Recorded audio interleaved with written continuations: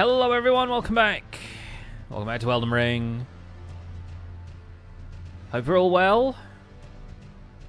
We're going to be continuing Zoolander 2, the second Blue Steel playthrough, with the Black Steel Twinblade. Although we haven't got the Twinblade yet. So that is our first task, is to obtain the Twinblade. In between streams, I've done a small amount of stuff. I have leveled up a little bit because I figured we weren't going to get the chance to do a ton of leveling today, so we have put a little bit more time on the clock. We're at 2 hours 11, so I did maybe about half an hour after we ended the last stream. I got the Gold Scarab Talisman, I went and shot some birds. So we're level 107 now. We are 40-40 on Dexterity and Strength, 17 Faith, and we're going to go get the Twinblade. We need to go and fight a guy on Shadow Altus for this Twinblade, and there is a possibility that we may need to level up our Shadow Tree Blessing. So I might quickly... The freaking Curse Blades are out. I might quickly go and get a few Shadow Tree Fragments just on the off chance that we get in trouble here. So we'll get the map here. We'll probably level up to like +3 on Blessing and we should be good. But it's on Shadow Altus, so chances are this guy could be tricky for us to take care of. I can also probably... Actually, I want to leave Radagon's Soul Seal out of our consideration for the next little while because of taking extra damage from this place. Fortunately, we're still pretty powerful with a fully upgraded Bloodhound's Fang, so we should be alright. But I'll go and kill this guy with the pot up here. Pot friend number 1. Because that gets us a drop Shadow Tree Fragment. We can get a couple more on the ride from Castle Ensis to... what's it called? Shadow Altus. Fort of Reprimand. And I'm at least going to go over here to get them from the Crossroads Cross here, and maybe the one outside of Ballarat as well. We're not going to worry about talking to the NPCs because we won't be back. How many more B-lettered weapons are left? We're about halfway through, I think. There's a lot of blood ones. There's Bloodhound's Fang. There's a couple of there's like 3 Bloodfiend weapons. There's Bloodfiend's Fork, Bloodfiend's Spear, and Bloodfiend's Arm. There is also a Bloodstained Dagger and the Bloody Hellis. And a few others like that. And that's just in the BL range. So yeah, we're about halfway through, I think. Yeah, 18 of 33. Yeah, so pretty much halfway through. Just over.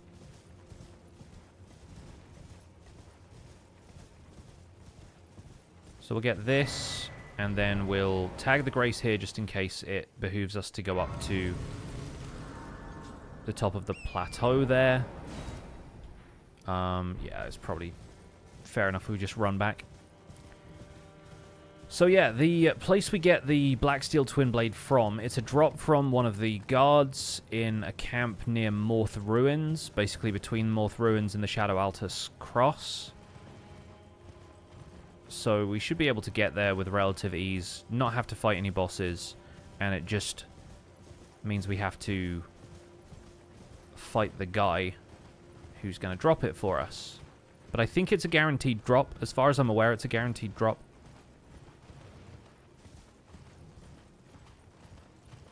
So that should be okay.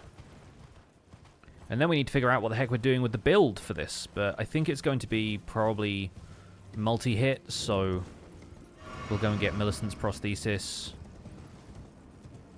Thorny Cracked here probably as well, which means fighting Commander Niall, but that's not awful if we have a decently upgraded weapon at that stage. We also need to make sure that we go and get the upgrade materials for this weapon, of course. But it should be easy enough to just buy those. I would like to make sure we have the weapon first. But that should at least get us to +2 on Shadow Tree Blessing, and possibly +3 if we have one more fragment. Because I think it's 1 for the first level, and then 2 for every subsequent level until 10. And then 3 and 4 after that. So this should be, yeah, easy enough. Yeah, you know, 1 hour farming. At least that's my hope.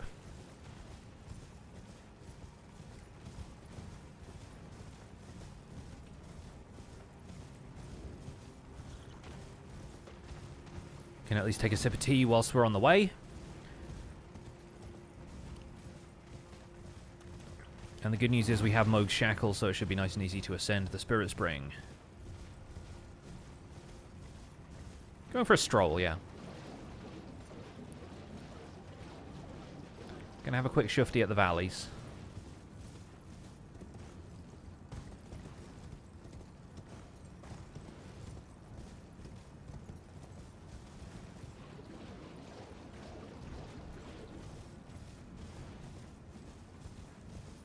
I always find it funny the way the horse's hooves are green for a bit after you get out of a poison swamp.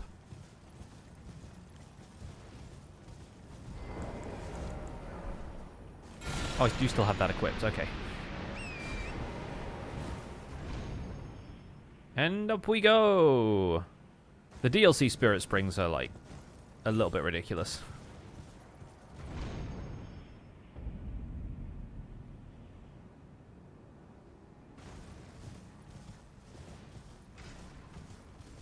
Gonna ignore these, because why would I bother fighting them?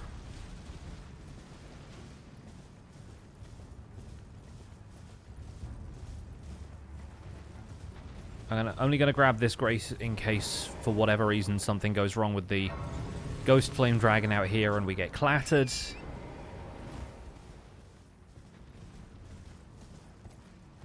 But it shouldn't be a problem. There's also another fragment if we get the Spirit Spring over here cleared. There is one on top of the plateau, right next to Fort of Reprimand.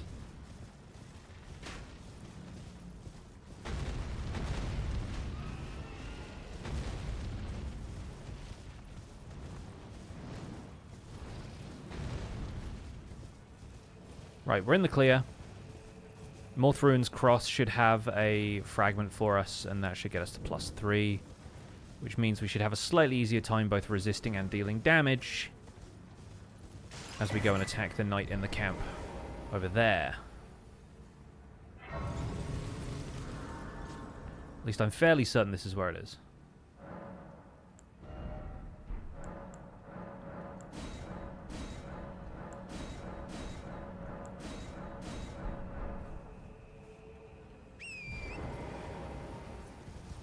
It's not this one.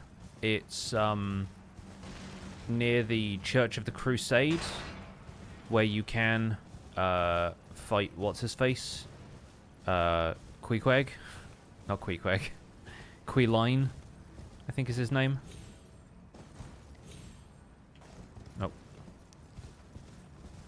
Let's just go around.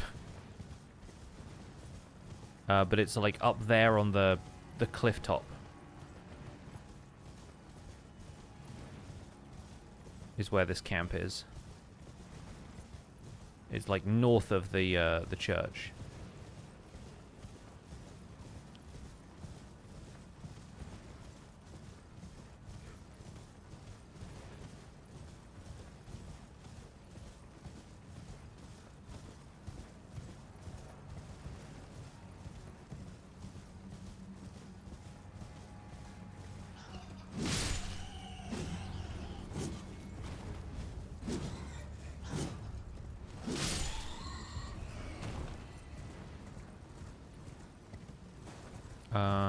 Can't get this way. Oh, we can. Oh, we're in. What's up, fool? I came in by the back door. Oh, he didn't care.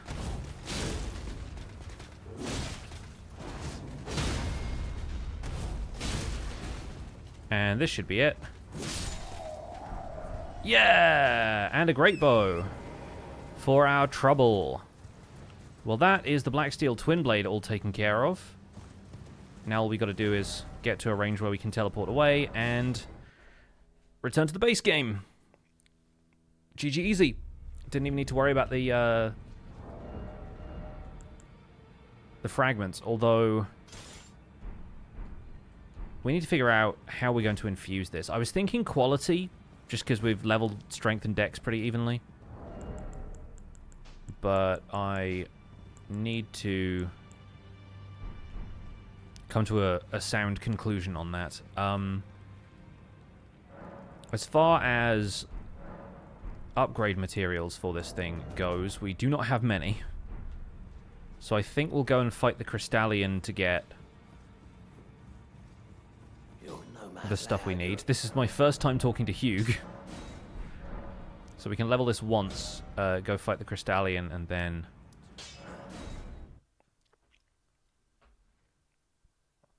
do Sacred Tunnel, or Sealed Tunnel, rather. Sacred Tunnel through the mountain.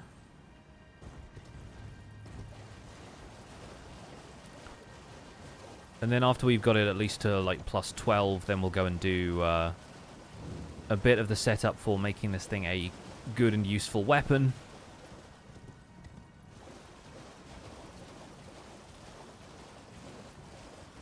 Trying to avoid the Deathbird fight that's here. Yeah, we need to go and get the Cleanrot Knight fight done. We're already in Lanedale, though, so the next boss fight, really, the next, like, story boss is going to be Morgott.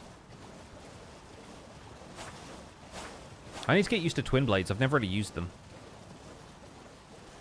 I know the favored strategy for Twinblades is getting 2 of them so you can do those massive jumping L2s that deal, or L1s that deal, like, a ton of damage. It does look like a javelin a little bit, yeah. It's just a double-ended javelin. It does standard and pierce damage, so it's not going to be that effective against the enemies in the mines here, but we will manage, I'm sure. The Crystalian is not that hard. We have Spinning Slash as an Ash of War. I'm thinking about changing that out for something. But I also don't know if this thing gets a bonus from Holy Infusion the same way the Black Steel Great Hammer did, or if that's just a property of the Great Hammer. Because this thing does have some faith scaling by default, but... yeah, further holy imbuement will amplify the effect and greatly increase the armament's power. So it's basically the same thing. It doesn't have the same, like, guard counter ability. Oh yeah, these ones are not worth going to, I remember. Yeah, you go from Twinblade to Quadcopter.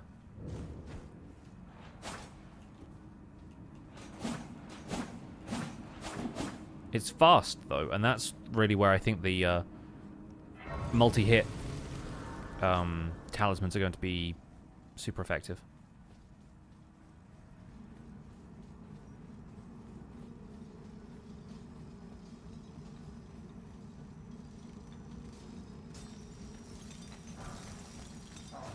Ignore him.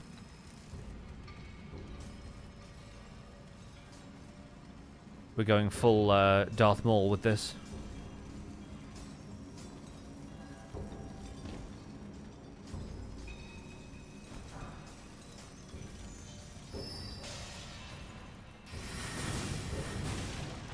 Haha, my rolls. My rolls are too strong for you, Traveler.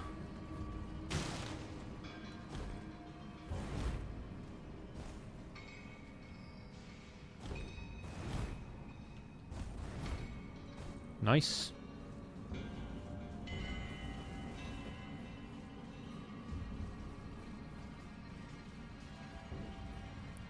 See if we can take out this guy. 118 is not terrible.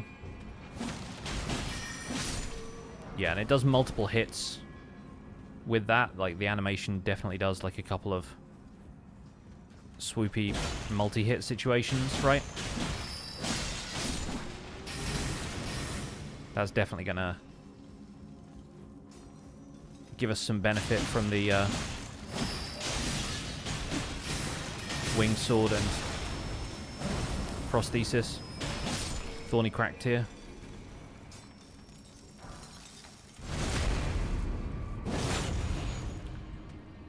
Cinnamon roll, just had one of those. Cinnamon sticky bun.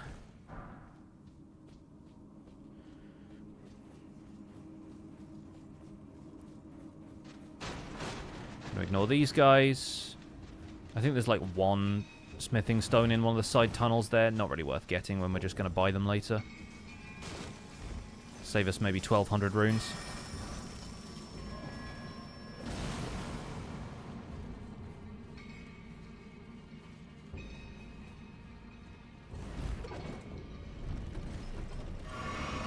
Can't catch me. I'm too fast. Okay, Crystalian boss fights. Should be nice and easy. We can also go and get one of the great runes if we want to, because we definitely have access to Radagon's and Godric's now.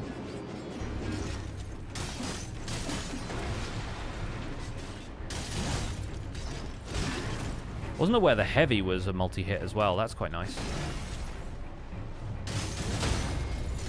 Especially for this fight, when you need a heavy to just break their poise to begin with. And then we should just be able to interrupt them with this.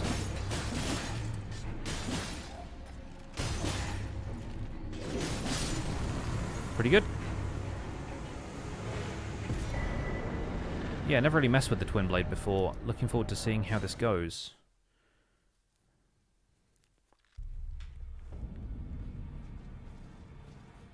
I don't think we'll need to fight too much in Sealed Tunnel, but let's at least get this thing up to +6 first.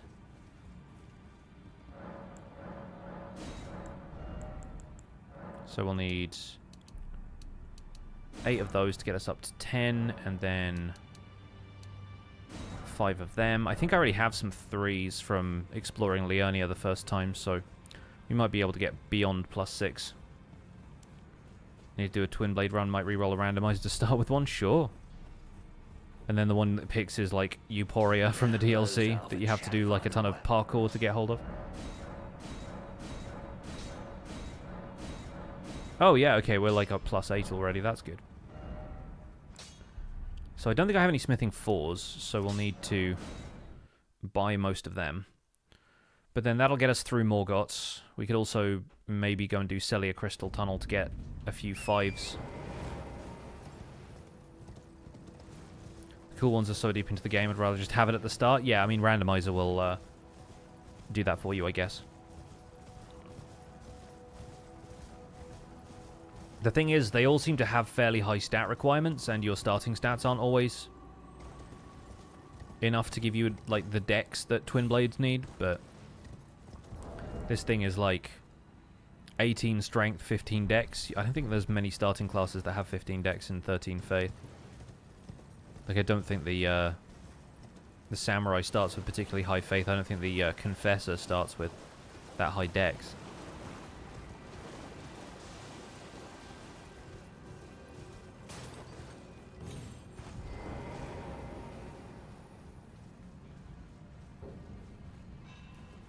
Gotta remember to two-hand this thing again because we upgraded it. Shouldn't be too hard to level up to 15 though from a decent starting class. I guess you can remove the aspect of the randomizer that limits your starting gear, right? Because that's the thing I was thinking of, was that the randomizer will limit the gear you can start with to whatever is viable for your starting stats, but then I suppose you can override that in the settings.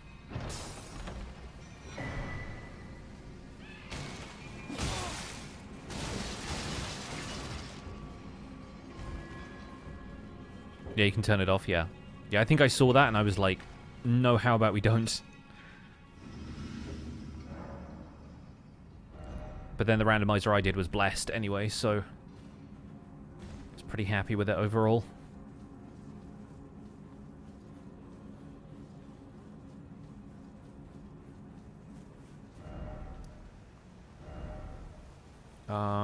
Yeah, let's go and do Selia Crystal Tunnel now, because it's pretty easy to do. I guess, yeah, we'll get there from here. We won't go through Caelid.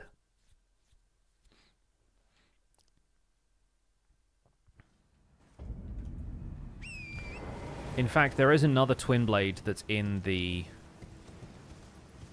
ruins here. I can check the stats on that one. And we might be able to double up on the Twinblades if we think it's worth doing later. Because I know 2 Twinblades, especially bleed infused, like, absolutely destroys stuff. But I think, honestly, we can set this thing up to destroy even if it doesn't do bleed. Which it will have to forego anyway for Radagon and Elden Beast, so...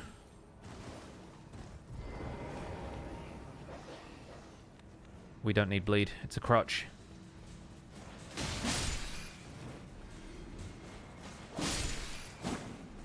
I like the running attack, too.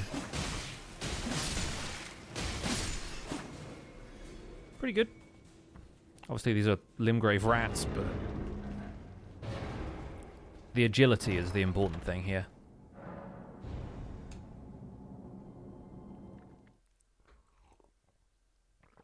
Oh no, I am trapped.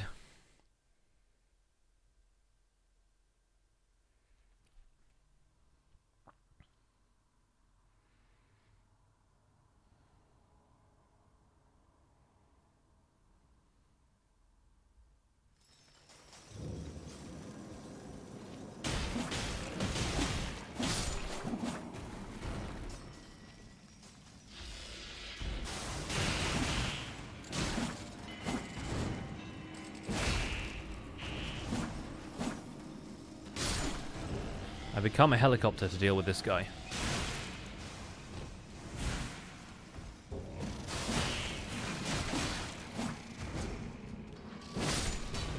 Nice.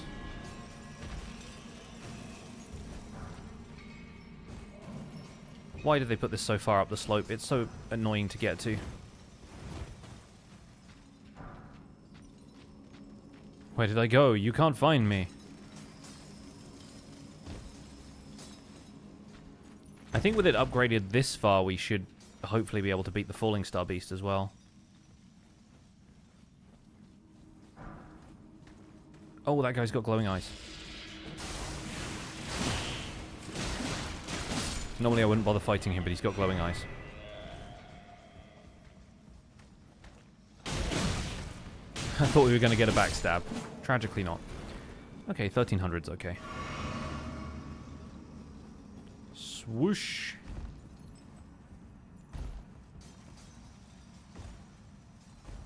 That's only some consumable glintstone items. We don't need those.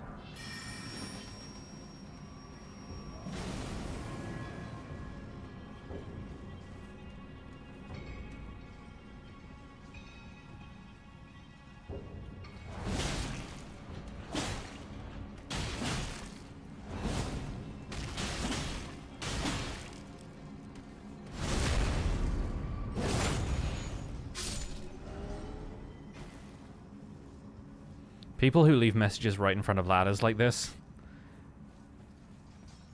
Worst trolls, I swear.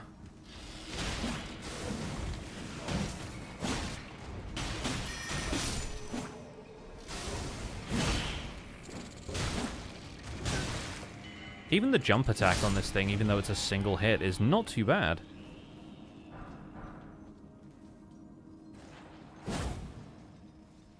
The charged heavy is good. I wonder if all the hits of the charged heavy are affected by Axe Talisman. Or if it's just the first one.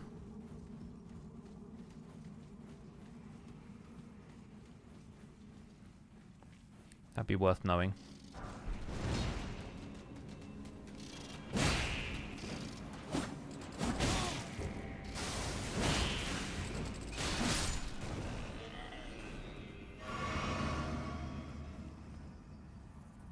Excuse me.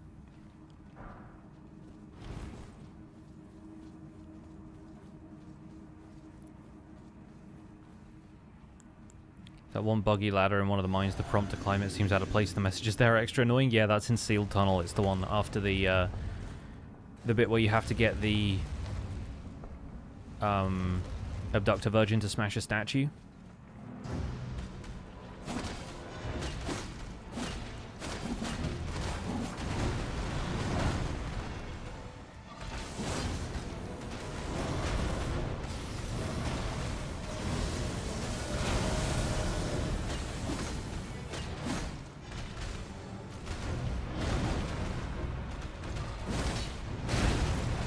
Okay, ouch.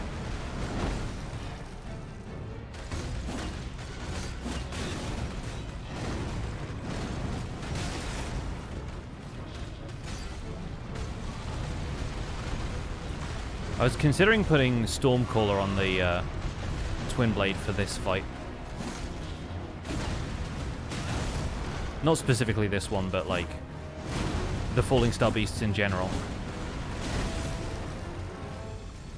Because that charged attack can apparently be interrupted in a really interesting way by Stormcaller.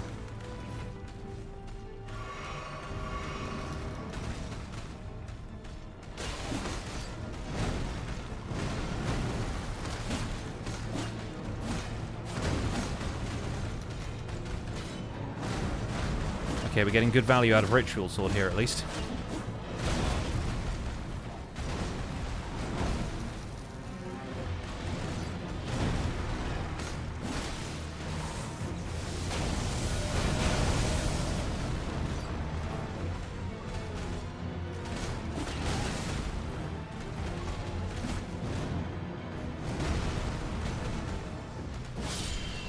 Nice.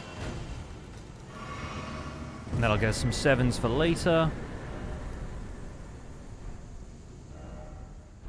And of course we have to go back to the exit because we got trapped here, didn't we? Yep. GG.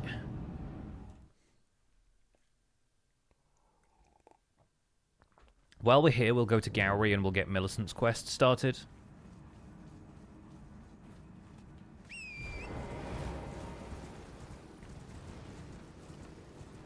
I think we can beat O'Neill in the state that we're currently in.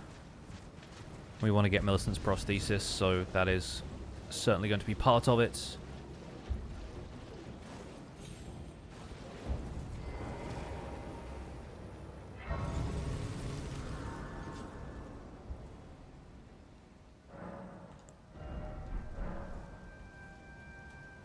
Although we could definitely upgrade the Twinblade a little more to give us a better chance.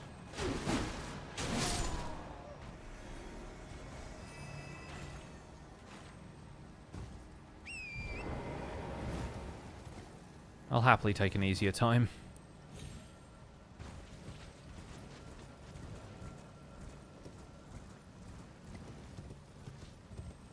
We'll go get the Grace just outside of O'Neill's arena, and then we'll circle back to this. I just thought, you know, while we're in the neighborhood. I'd hoped to strand should you I will teach. I need your name resting. The herb, but Millis for this. Seek the needle. The needle and deedle.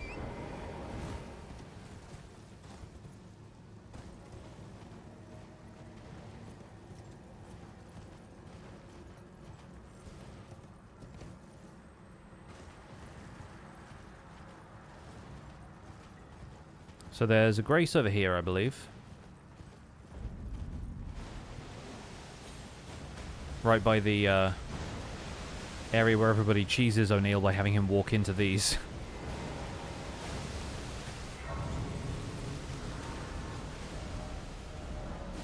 With that done, let's go back and upgrade a little bit.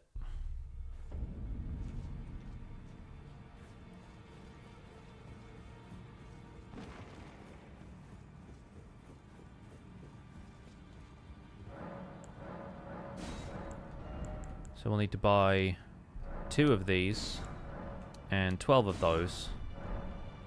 But from there, I think we should be okay.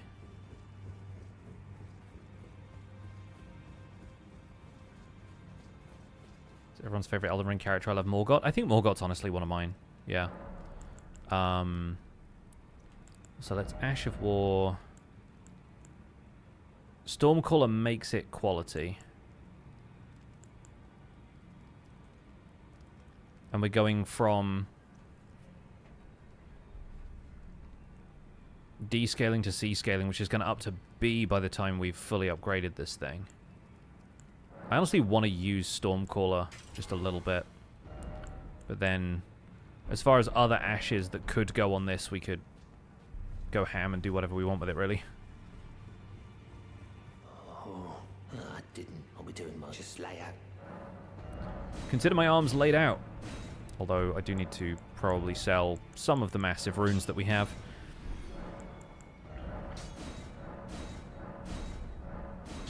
Okay, we're up to +6 now. Great. So, +15 Twinblade. I reckon we're good to take on O'Neill. Let's actually go and get the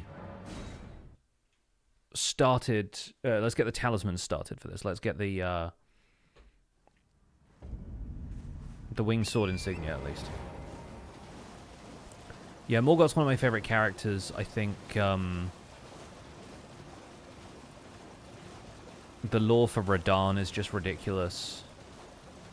From the NPCs, I mean, Egon is obviously a highlight. I like Alexander a lot as well.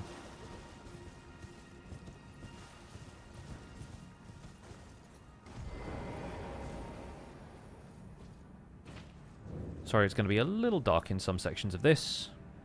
Promise this won't take long.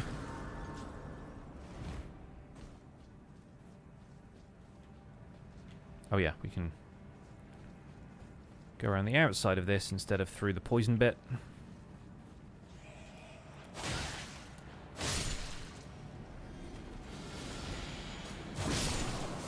Good to know that at this point an R1 can basically kill these guys. And an R2 is not far behind. There we go, yep.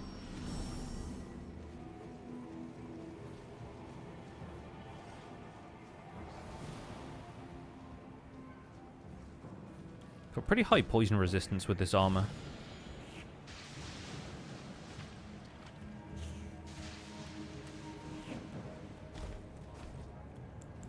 I think that's robustness, right? How about you?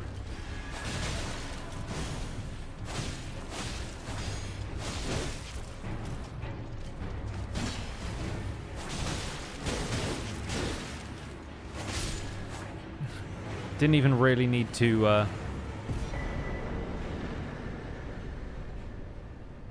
do much against that. Oh, it's over here, yeah.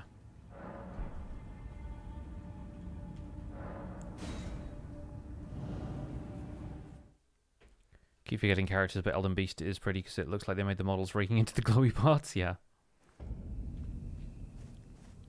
So we have that now. I'm going to equip that instead of Filigree Crest because we're not really using Stormcaller all that much. Let's warp to Inner Aeonia, I guess, is the one for the O'Neill fight. Millicent will also give us the dexterity boosting talisman, which is going to help with our scaling a little bit as well. And I think right now we have both the... Yeah, we have the strength and dex crystal tiers, which means we're getting a boost to the weapon's primary scaling stats from the Wondrous Physic as well.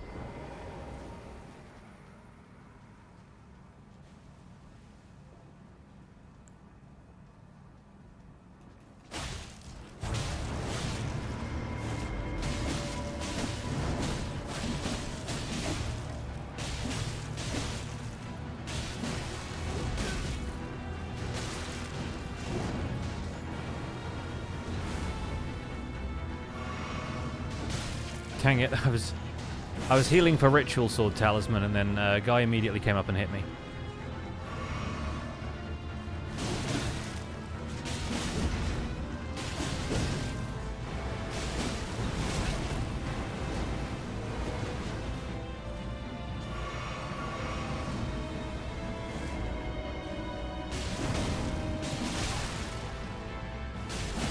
Getting shot by all the crossbows, it no longer matters.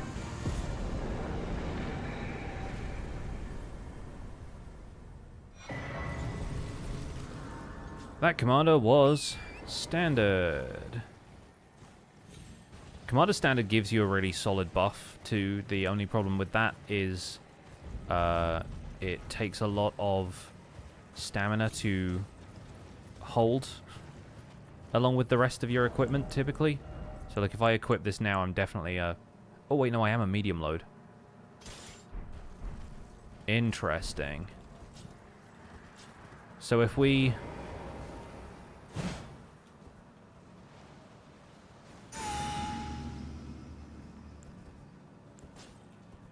Yeah, maybe we can work this into my little buff routine. As go on. Best aura buff in the game? Apparently, yeah. Well, the work of a can you give me as well, mate? Alright, it's going to log out so that Gary can get his stuff done. So is that the equivalent as an aura buff? It's like Golden Vow, right? So we couldn't have Golden Vow and that active at the same time? But like with Howl of Shabriri and then that, we could do pretty hefty damage bonus. Millicent tended to a wretched.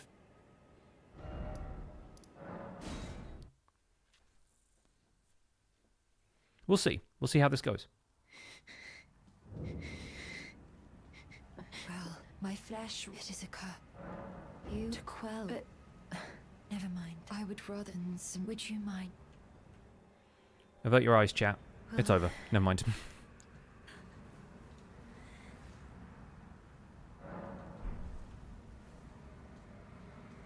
My apology. Everything, even the night. Not that I could ever.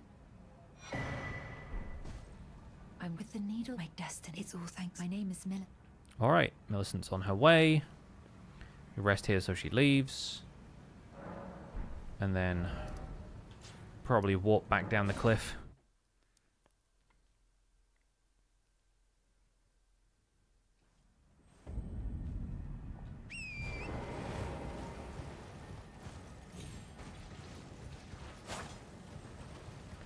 Yeah, I'm curious about rallying standards. I've never used it.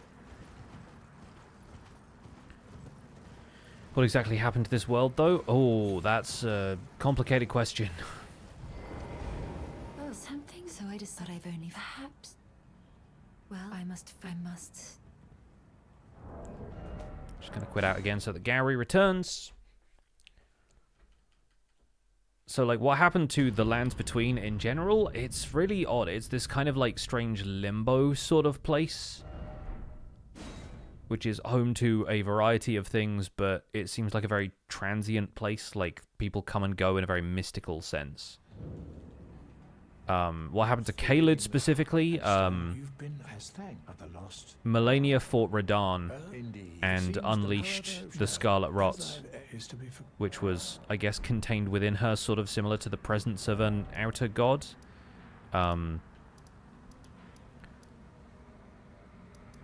So there's, yeah, a lot of lore behind that.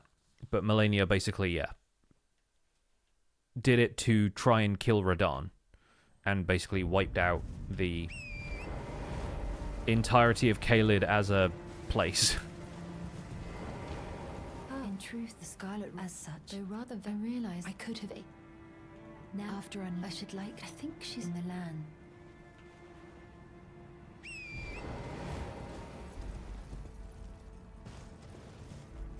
Yeah, the red biome is Melania's fault. Everything else is just the world falling into a state of decay after the shattering of the Elden Ring.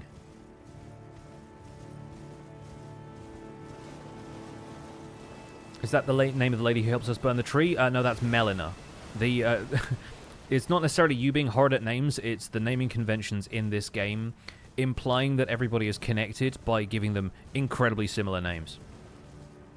Hence why there is a Godwyn, a Godfrey, a Godric, a Godfroy, a Gideon. There's also a theory that because George R.R. Martin was the one who wrote a lot of the setting and backstory for this world before FromSoft took over and did like what's happening in the present, they named a lot of the characters names that begin with G, R, or M.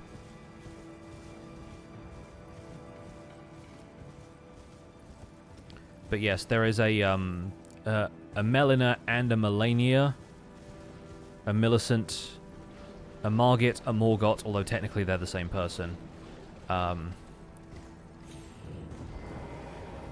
There's Marika, and then there's Radagon, Rani, who introduces herself as Rena, Renala, Relana, Rykard, Radahn. Like, there's so many of them. There's a Roderica as well.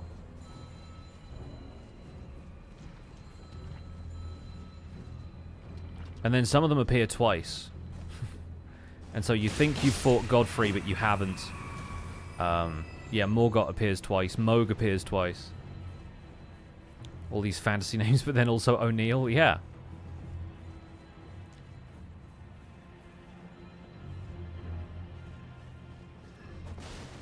Marika, if we want demi-human queens. There's also a demi-human queen, Maggie.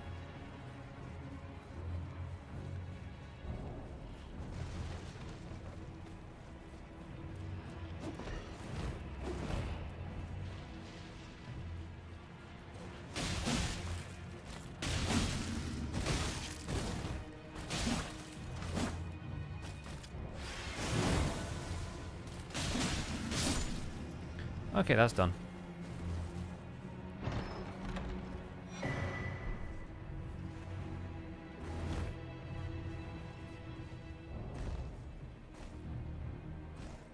Time to go.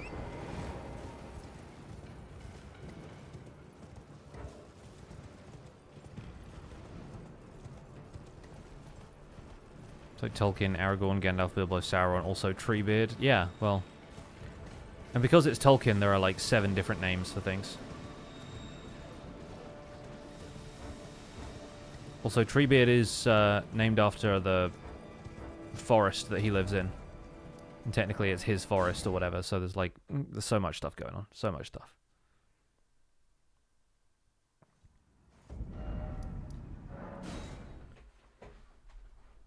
Got the wrong grace there for a second. Then we have to go and fight Godskin Apostle, and then we get a massive boost to our multi-hit bonus. Now she's passed. Are you giving me? I think it might be. If it might be perhaps then. Okay, I guess.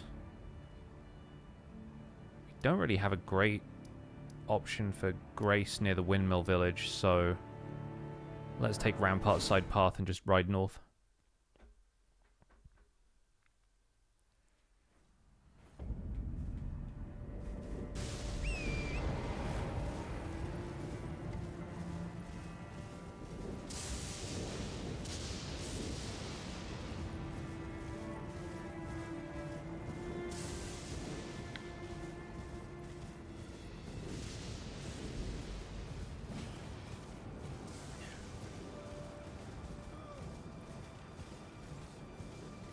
Yeah, Marika shatters the Elden Ring.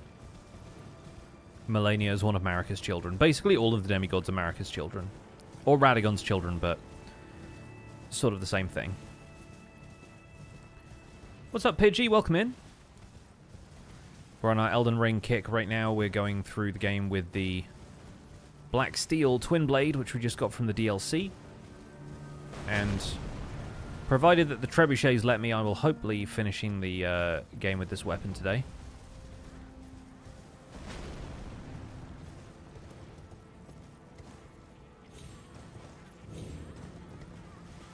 Welcome to Windmill Village. Why did Marika shatter the ring? Basically to end the cycle that the world is currently in. Because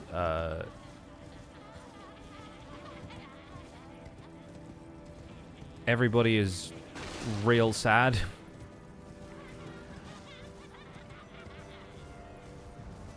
Yeah, we don't know a definitive answer to that necessarily, but it's one of those things.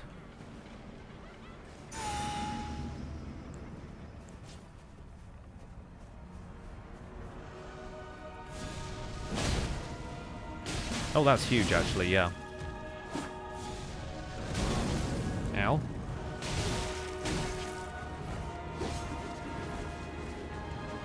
Should probably also get this.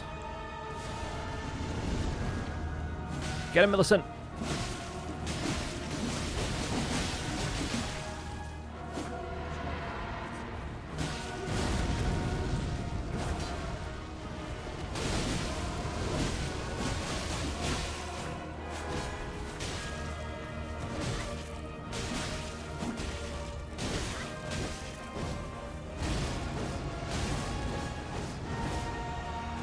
Interesting. Has a smaller radius than I thought.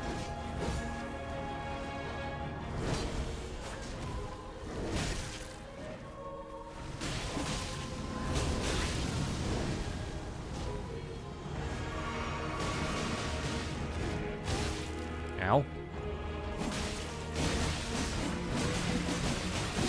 There we go. I'm definitely ditching Ritual Sword Talisman after this.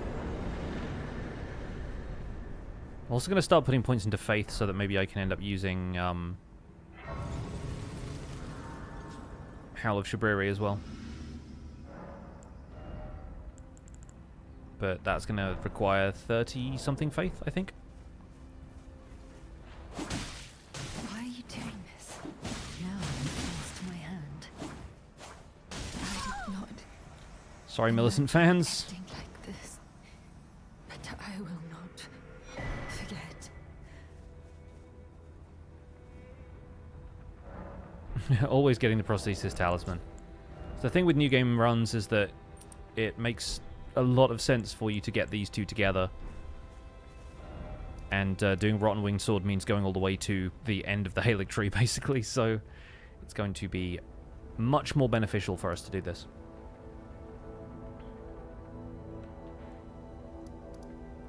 So, this stage, now we have those. We could add Ritual Sword into the mix as well. We could also add Prosthesis Wearer Heirloom.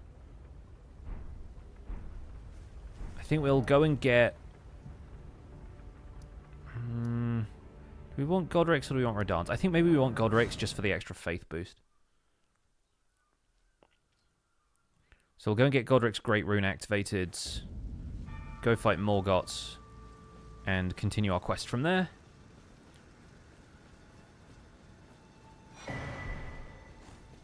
Don't think we have to worry much about lightning damage.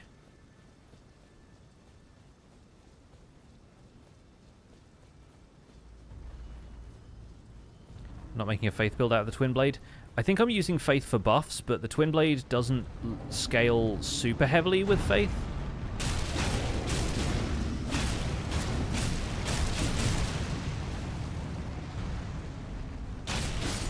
And it says Holy Infusion will give it a bit more damage, but that only seems to apply to the holy portion of the damage the weapon deals. And frankly, because our goal here is to beat the base game, and the end game bosses in the base game are so resistant to Holy, I never really want to build primarily with Holy in mind. Like, I'm much more interested in making a strength or dex focused build, because it means Radagon and Elden Beast won't tank like 80% of our damage.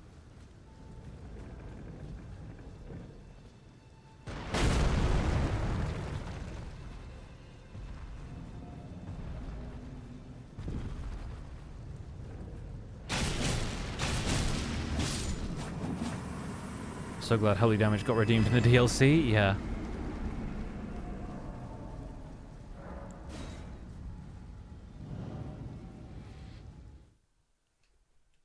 Yeah, I think there's a few bosses in the base game that are weak to Holy, but it's the stuff that's really far out of the way. It's like Regal Ancestor Spirit and stuff. The ones that I don't normally bother fighting, unless there's a specific reason to.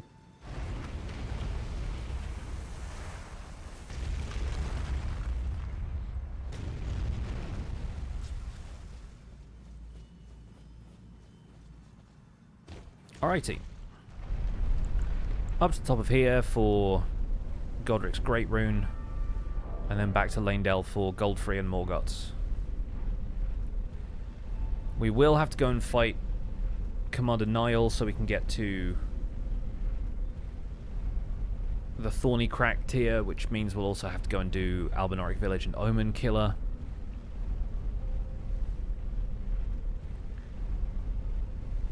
So a few extra bosses, but worth it, I reckon.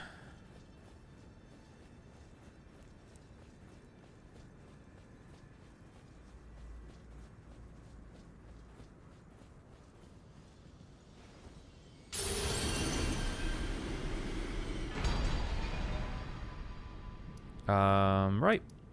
Let's go and continue through Lanedale then.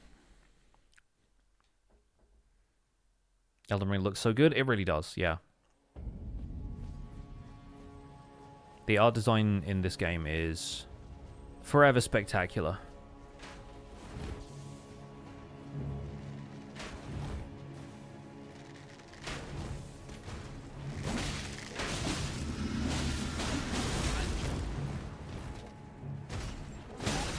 Oh, ow.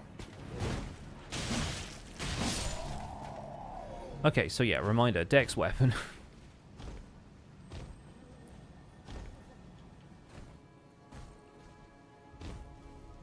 We could have just hit the stats for this thing, gone Keen Infusion, done Dex Faith.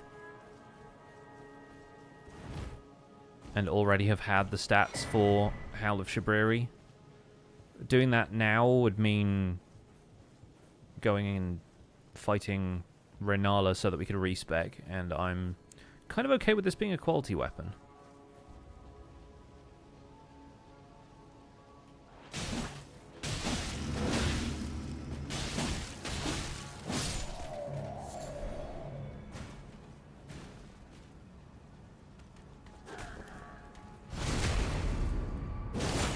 Guy successfully stabbed.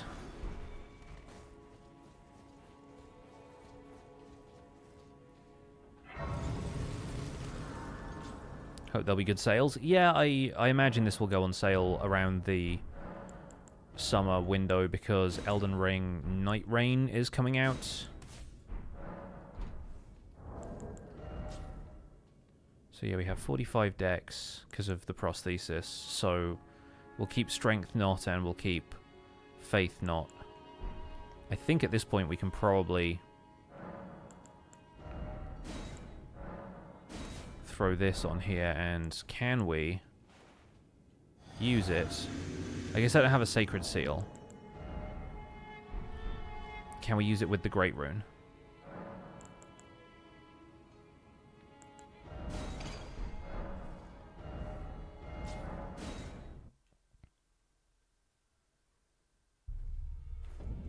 Yeah, I think it might go down in price after Night Rain gets released, because the DLC will be like pretty old by that point.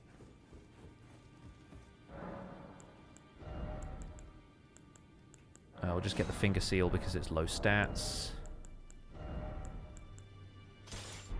Still medium load. I guess we did put the endurance up to 20, so...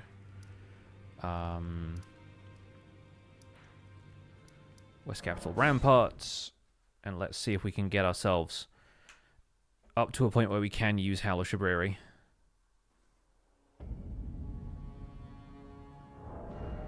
Because Howl of Shabriri is a body buff, and then Rallying Standard is an aura buff.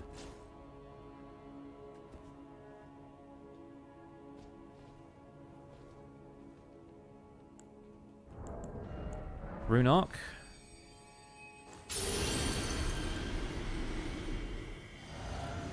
Not quite there. What's our faith at? 32. Okay, so we're 1 point away.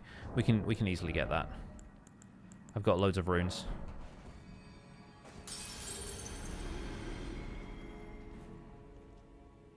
Dark Souls 3 is still full price after all this time? Yeah.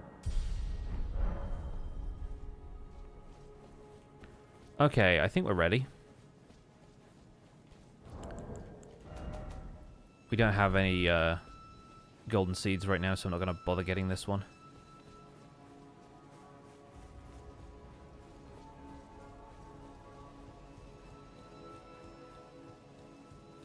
So I think Howl of Shabriri lasts longer than Rallying Standard, so I'm just going to concentrate on chugging the flask first.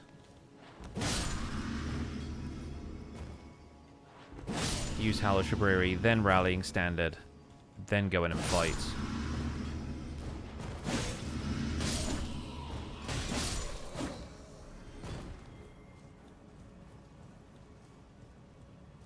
And hopefully not get my butt kicked, because I'll have a 30% debuff.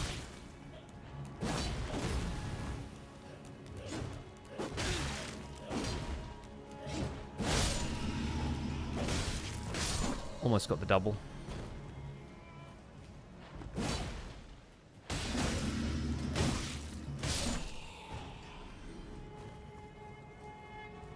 Okay. Sekiro is currently 50% off in the spring sale, so at least one FromSoft game's on offer, yes. It's also FromSoft Activision, that one, right?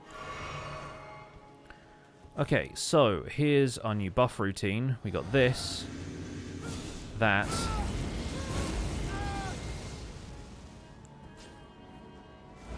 Oh, hang on. Yeah, then we got to switch to two-handing rallying standard. And then switch back to Twinblade. And then run in and hit. Okay, it's not tremendous, is it?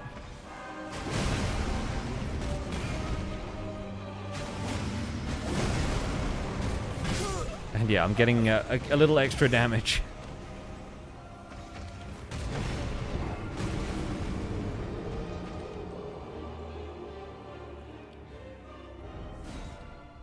I think the thing is, this weapon is all about multi-hits, not about, like, big bonk kind of hits, so...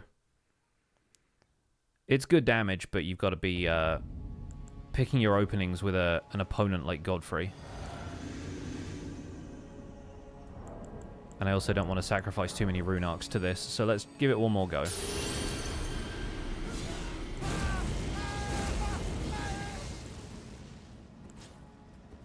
Maybe it would help if I put Rallying Standard as my, like, secondary right-hand weapon. So that I can switch between them slightly easier? I don't know.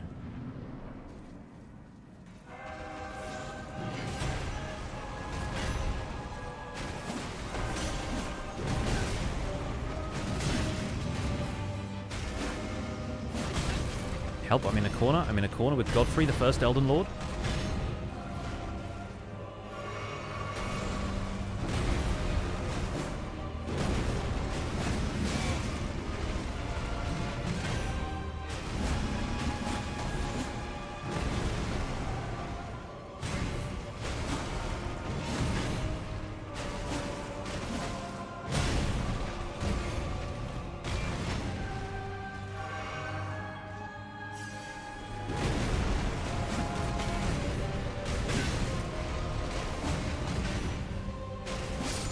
Okay, alright, yeah.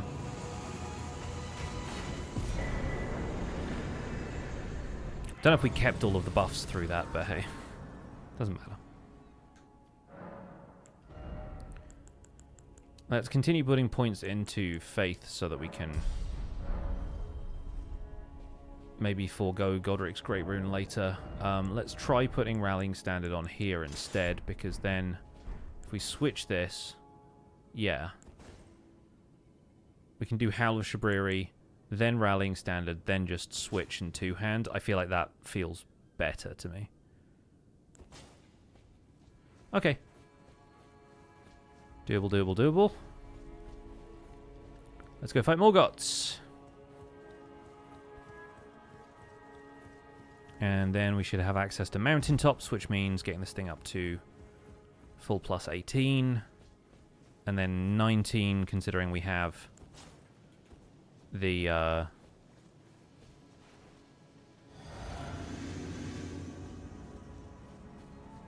Smithing Stone 7s already.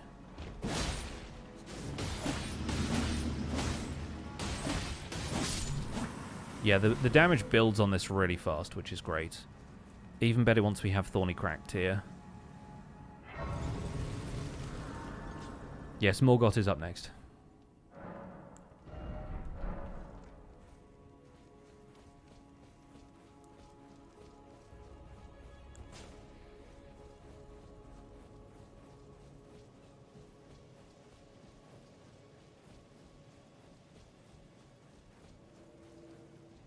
And we could get Melina here if we wanted to.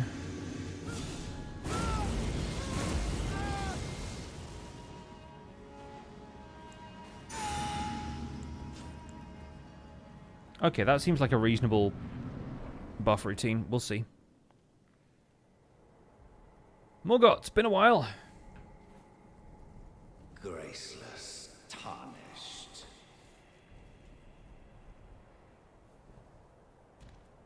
What is thy business with these thrones? Mostly sitting on one of them. Or maybe all of them. Godric the Golden. Steal the throne and yeet it at him, yeah. I wish you could come in with the steel chair.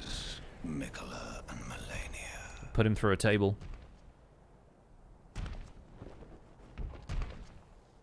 General Radagon. Praetor Rykard. Luna Princess Rani. Specifically Luna Princess. Princess Willful of the Moon. Traitors. All. You need a ladder somewhere. It's a TLC match.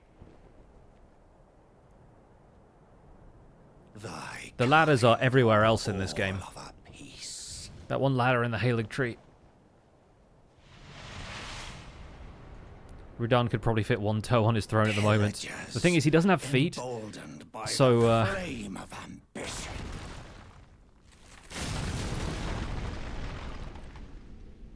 have it writ upon thy meager grave.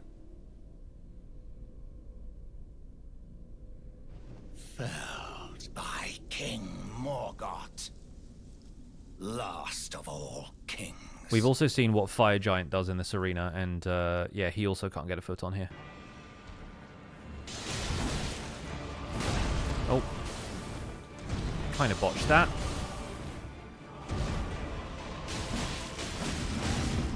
The damage is huge, though.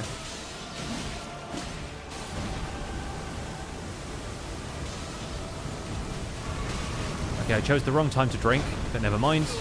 This is his phase 2. Oh, did not think I was close enough for that.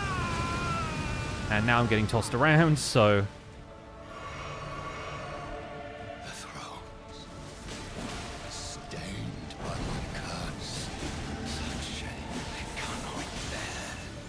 Thy part in this shall not be forgiven.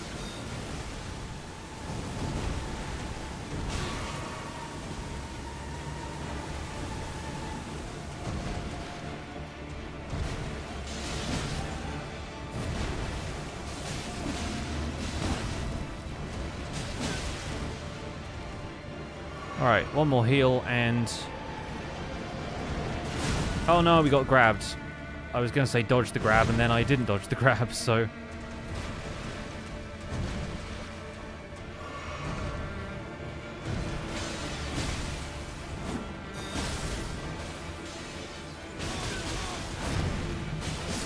Worth it. Tank the spear. We did get got, but it's fine. Tag, you're it. And there's the grace.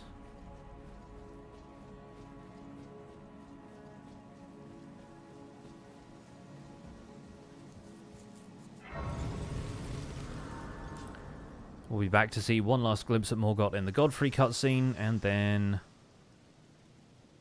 Allow me, that'll be only it. Prevented the thorns. A husk the only way and become my purpose. So I'd like to the flame then and guide you. Shall let my hand share them with I also completely forgot that in the previous fight we got a 4th talisman pouch, so I could have had the prosthesis heirloom on there the whole time. Or one of the others, even. But that's not a problem. We need to go and level this thing up some more.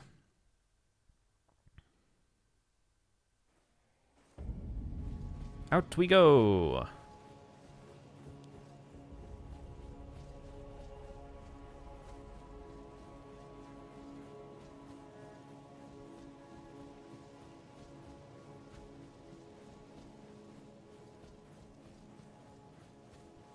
I want to say that I've seen people use Commander Standard and Golden Vow together.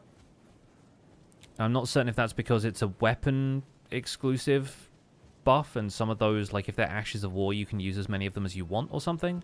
I think that might be how it works. But I could be wrong.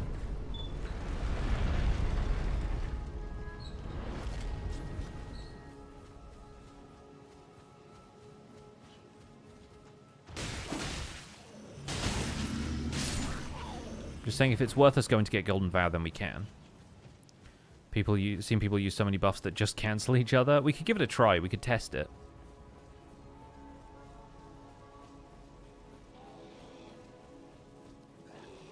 The rallying standard one lasts very little time.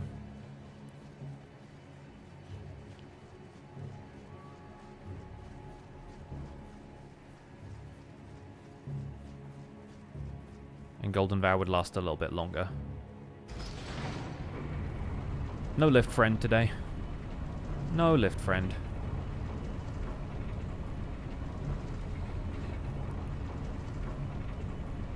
The Blade of Calling is next. Oh yeah, camera's still hidden, you're right. Yeah, the Blade of Calling is next, so for the next one we're going to have to get to Morgott with a dagger, beat him, and then continue from there.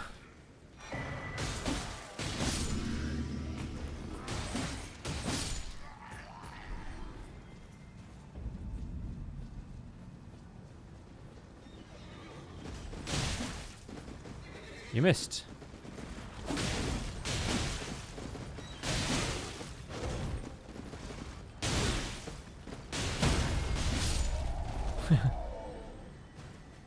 Took his legs out before he even got off the horse.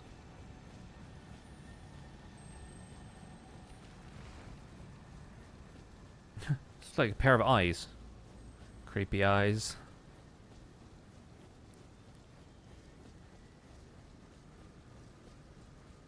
You ever cheat the weapons in? Nope. What happens when you get to Marika's hammer? Anything after Fire Giant, basically. Anything we can't beat Fire Giant with, I do as a New Game Plus run. So we acquire the weapon either on the previous run or like using a completely different character. Or in the case of Axe of Godfrey, I did a randomizer, which allowed me to obtain it out of sequence and way earlier. So, no, the idea is not to cheat the weapons in, because then it just becomes the same run every time, kind of going from the start of the base game to the end via the most linear path possible. Whereas I want these to all feel like we see different parts of the game every so often.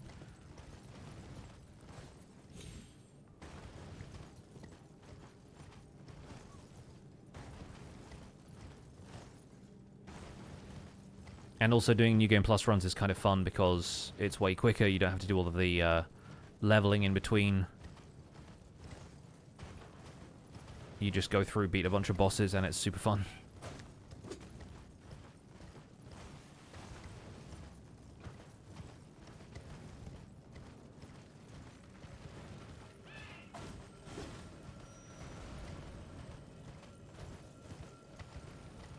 So we have 10 flasks. We'll get another golden seed from here. We can get one more from mountaintops. I don't think we'll need 10 healing. But I also don't think we'll need any blues, so...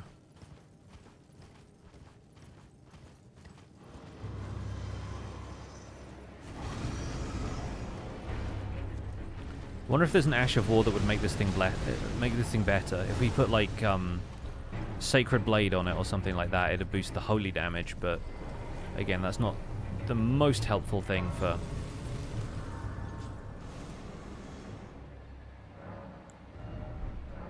the final bosses.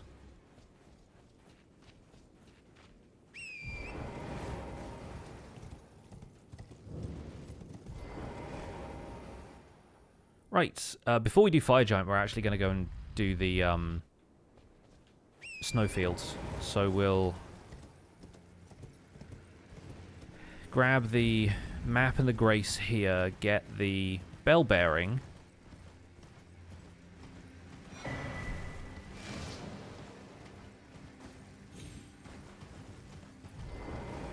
I'm going to go and get Golden Vow so we can test out the multiple buffs.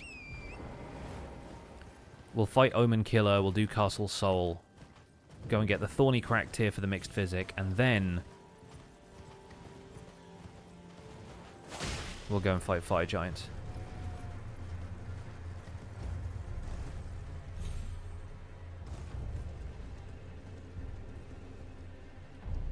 Let me get off the horse, please. Thank you. I was clicking the stick like 4 or 5 times.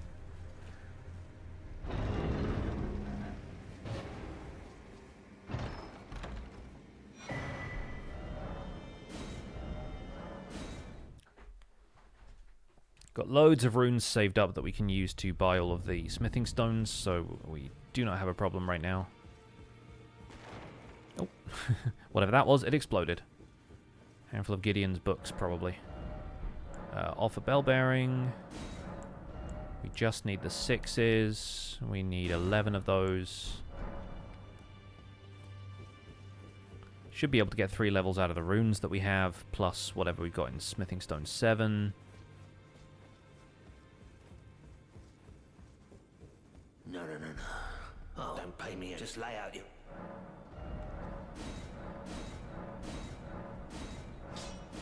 Nice, so we're at plus 20. That's very good.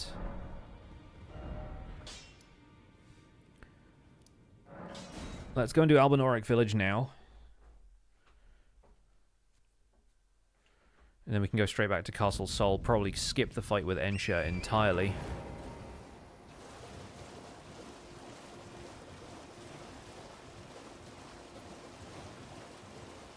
Because the next time we'll need to go back to Roundtable Hold is probably when we've beaten Godskin Duo.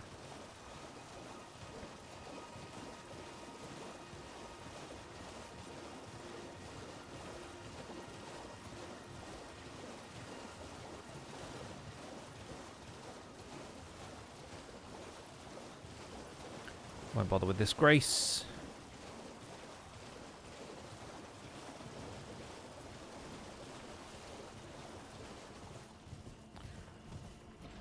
If we have the medallion, we don't even need to technically fight the Omen killer, so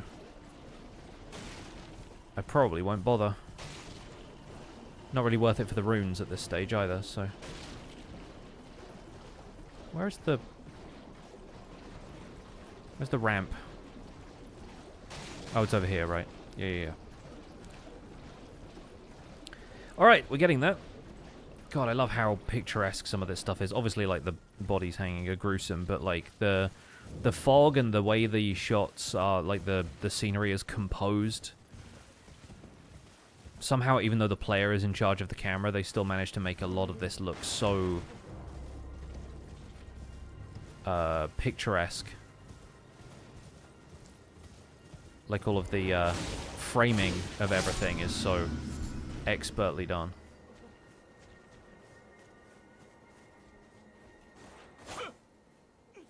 Please, no. Dear me. Cinematic, yeah, absolutely. No secrets lie with me, not a one. Oh, please leave me be. Wait. Well. Oh, we're finished. The curse, I beg you. You must keep... I'll keep it out of the Cursemonger's hands if you agree not to cough on me, thanks. Okay, back to mountaintops we go. Yeah, really sells the fantasy of the world. I took a screenshot of Gravesite Plain when I came back there after having done a bunch of rune farming at Mogwin Palace, and the sky behind the Shadow Tree was red. I've never seen it do that, and it just looked kind of stunning. I'm sure I've been on Gravesite Plain when it's looked like that before, but I feel like lately I've only gone there just in the default weather, time of day and everything. And it just looks so different. Oh yeah, I need to go and get Golden Vow at some point. We'll do that after we get the Castle Sol Grace. Because it would be nice to have that for O'Neill if it's actually going to do something. Or for Niall, rather.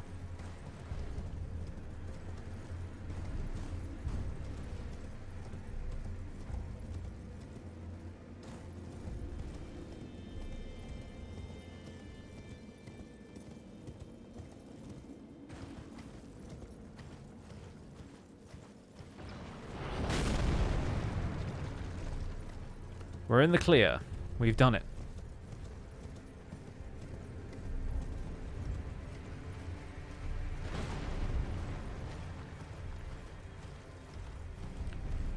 Chat, I'm going to get curry tonight.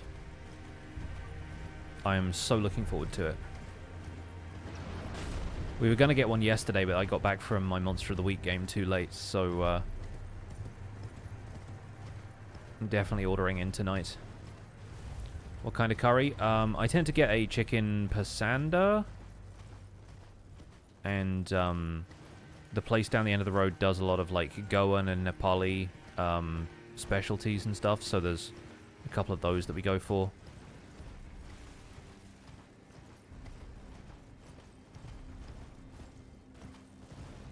Just considering making curry tonight. There you go. So many options.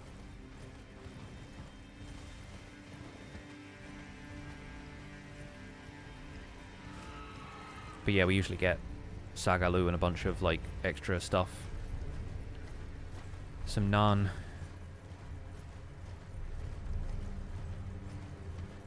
Onion bhajis. Good British curry stuff.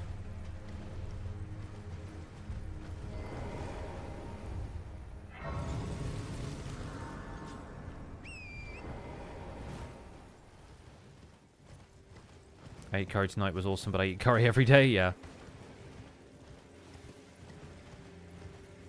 Yeah, there's a good handful of South Asian folks in the chat who are frequent curry enjoyers. And I don't blame you. Such a versatile culinary genre. Oh. I'm not entirely certain which way I was going there.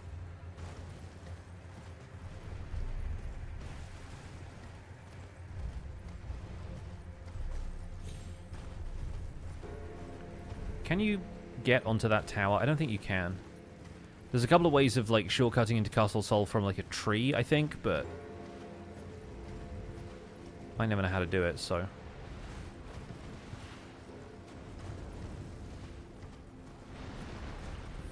I mostly just want to avoid the Deathbird.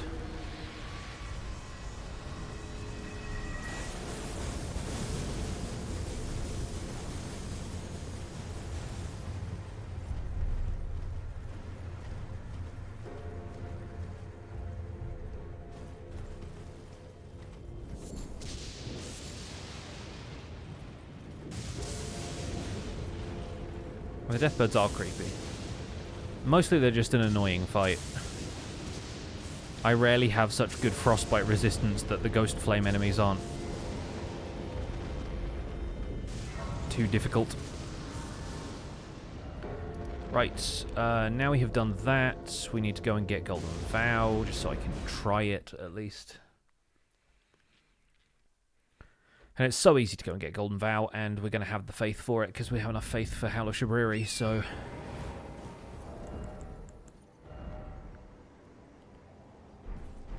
Yeah, we'll keep the Gold Scarab for now. A few extra runes can't hurt.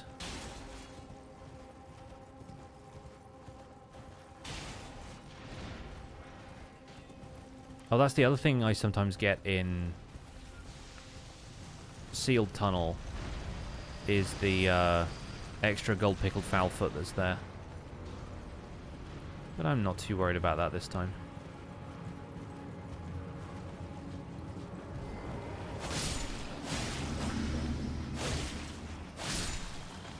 Okay, Anastasia's dogs are taken care of. Now for the main event. Oh, I guess there's one more.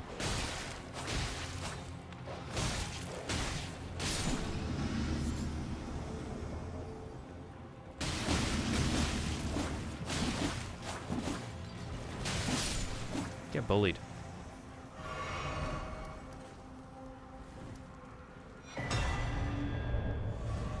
There we go. One of the only games where I've seen Cause of Death, Bird or Rat.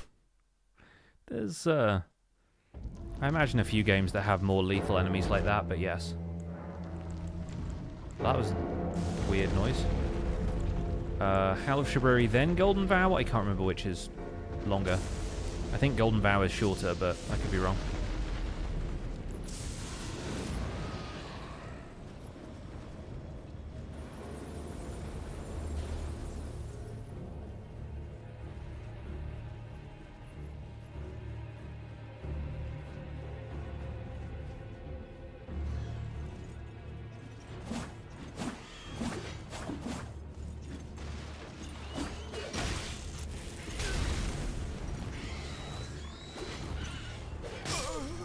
Every time, dude. Every time. Every time I bother fighting this bird, it goes badly for me.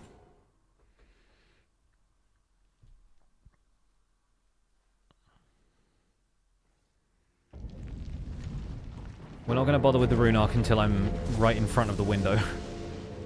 Right in front of the fog wall.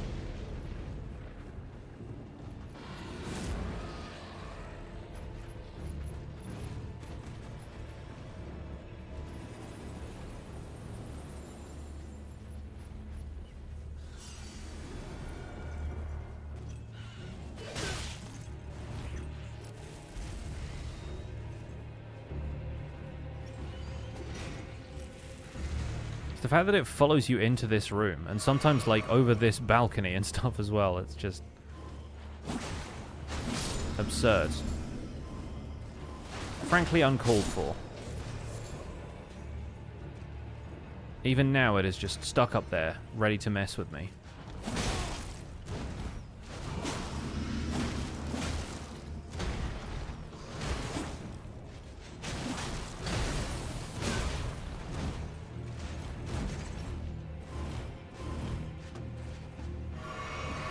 See, it's in this room.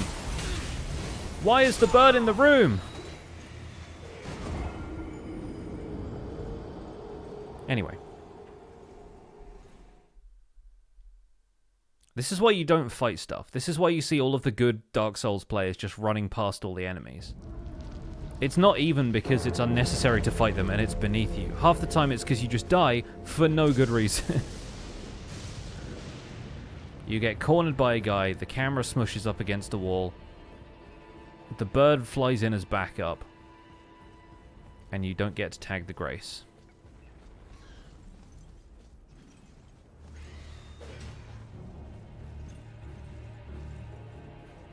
I haven't played any Dark Souls 2 for a little while now, just because I haven't had the time. And this same thing would be happening with me for Dark Souls 2.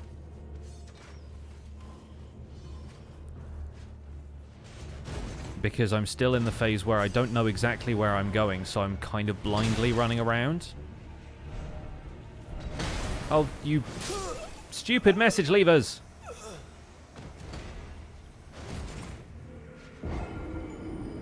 That's definitely targeted at people who are just trying to get past this guy as well.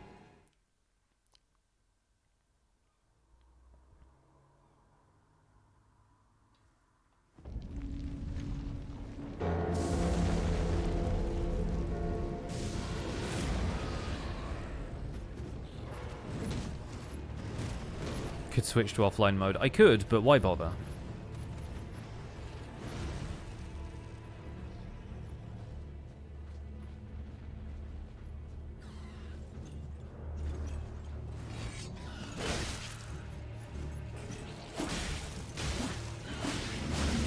This time it's personal.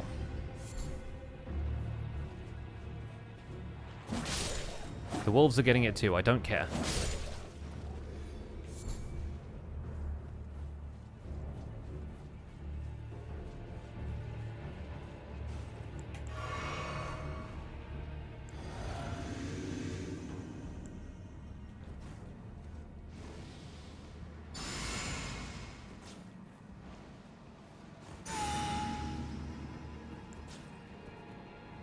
It could be happening.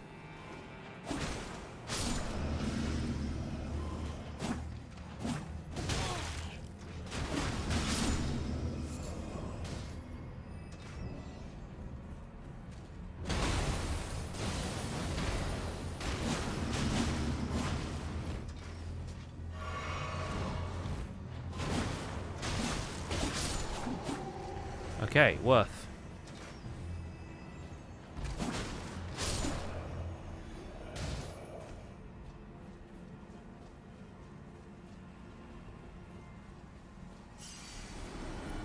Got to keep my runes, so I call it a win.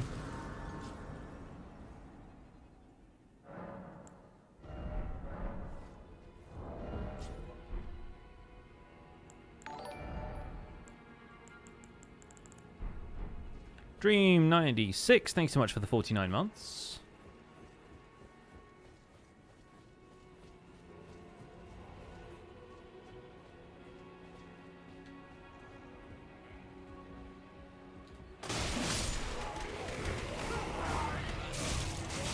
Oh no, I'm getting munched. And also cornered. Luckily, I have a crowd control weapon.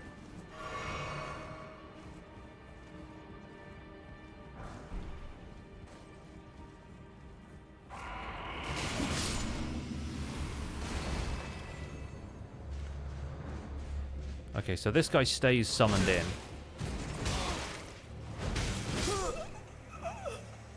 Good to know. I might go and buy some kukris just to deal with that Albinoric summoner, because I want to be able to buff outside of this fight. I guess I could tag the elevator as well, but this guy's just annoying, and I have a weapon that doesn't do a lot of interrupt. It doesn't do a whole lot of poise damage in general. Like, I've not staggered anything with this yet, really. Except for the Crystalian. Not doing enough heavy attacks for that. So let's buy some throwing knives. So we can take out the Albinorics. Yeah, we'll just get those. Those are fine. Dex A is fine.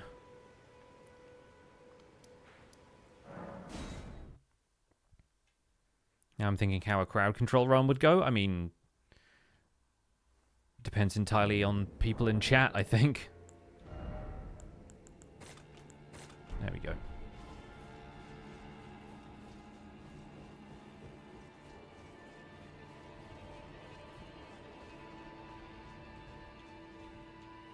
Alright, you.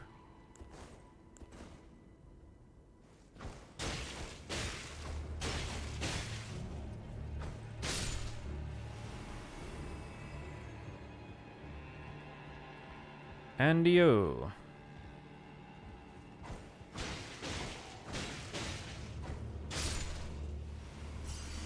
Okay. We're back on the hop.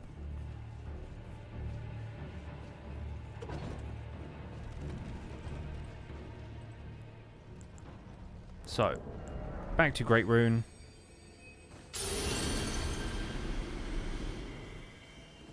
And we're going to go Flusk, Howl of Shabriri, Golden Vow. Get in here, use Rallying Standards.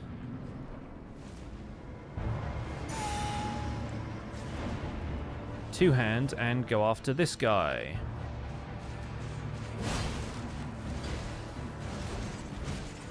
He's doing his big combo. And we two-shot him. Okay, not bad.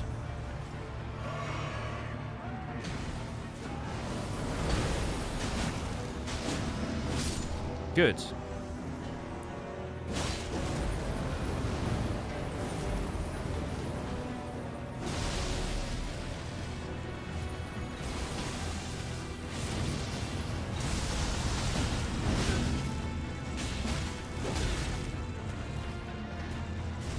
Okay, he's doing his big old Uber move.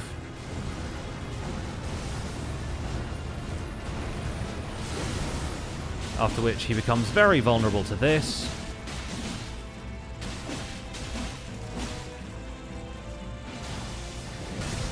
Nice.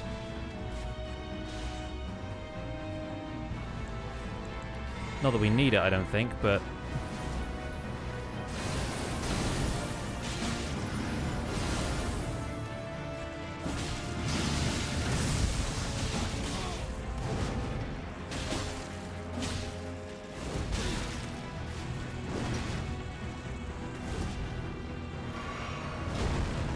Sick.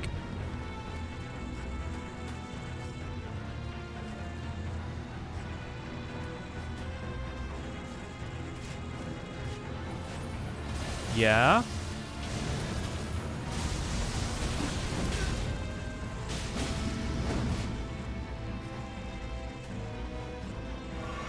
Get a quick drink out of this one. Oh. The rallying standard does have a really long reach.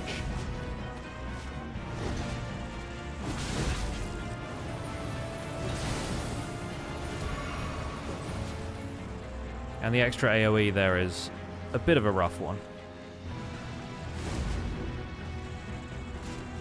Just gotta wait for him to do any move.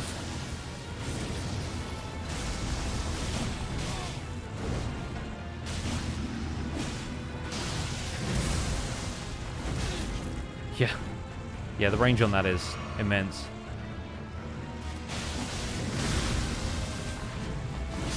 Oh no! We were so close. I gotta play more defensive with this guy.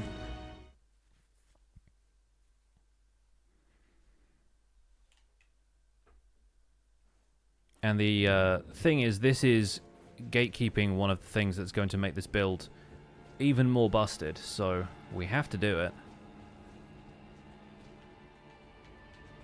Hello, let me target the guy above.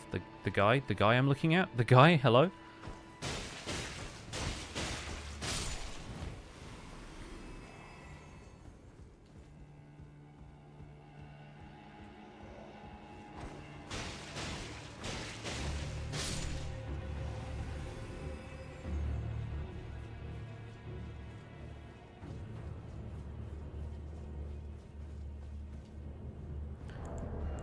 One more time. Once more with feeling. We haven't bought any rune arcs this run, so we should have plenty of opportunity to do all of this. Hellish Brewery first, I think. Golden Vow after. Cross Threshold. Mirror his movements.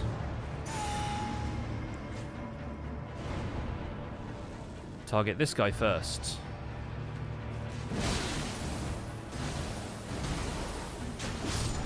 Nice. Target this guy second. Very good.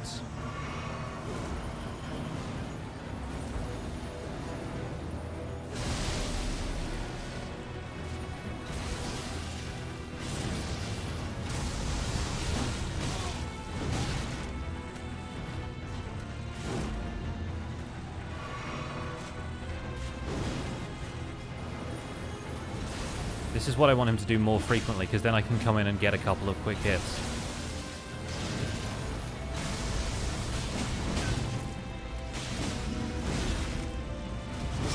And he's done it again! Yeah, him being able to three-shot me is a problem. But then that's what I get for using a buff that makes me take 30% extra damage, so it's on me. Yeah, I think we'll do okay, though. We'll do one more with the rune arc, and then we'll perhaps not bother with it after that.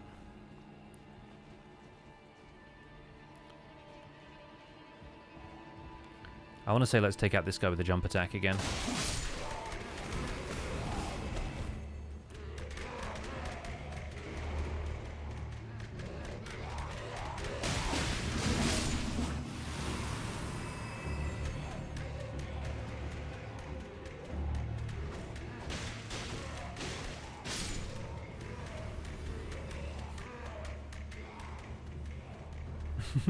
He's still just doing his thing down there, it's fine.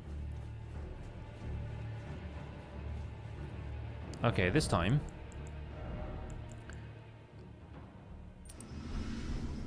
Not that our HP is going to be at maximum for long, but we might as well make it count.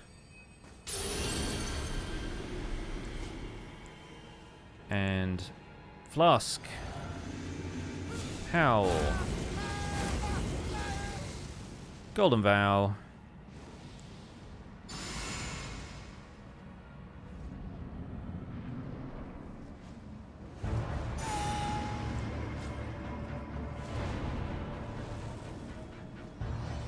Attack the friend. Little extra damage.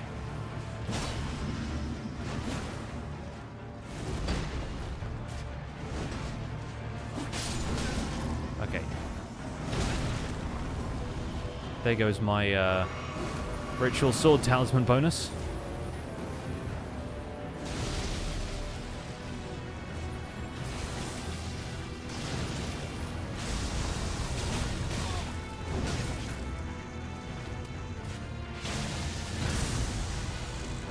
Definitely need to be aware of that one.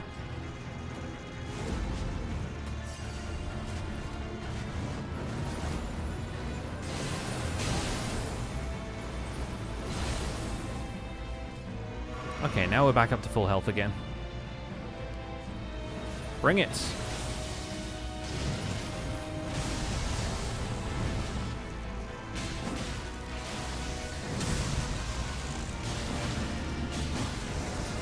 Okay, Uber attack time.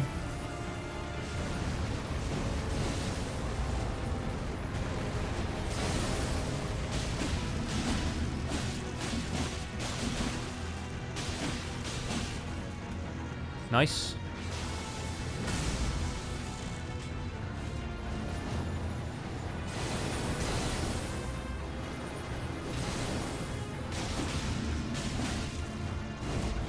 Very good.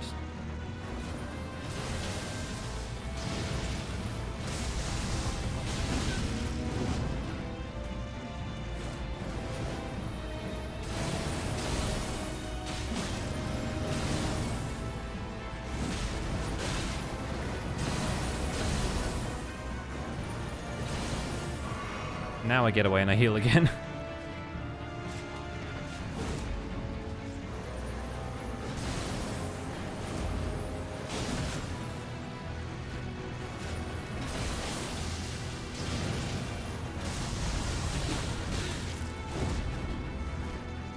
Quick heal after that.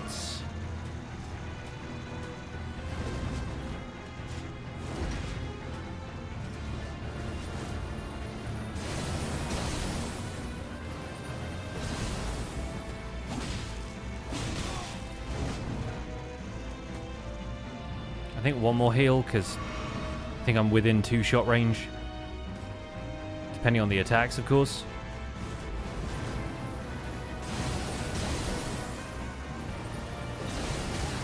Oh, did not think we were close enough to walk into the AoE.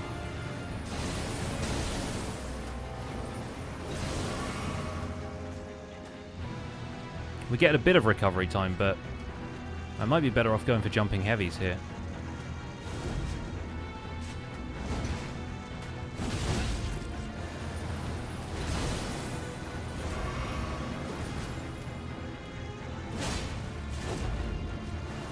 There we go, yeah.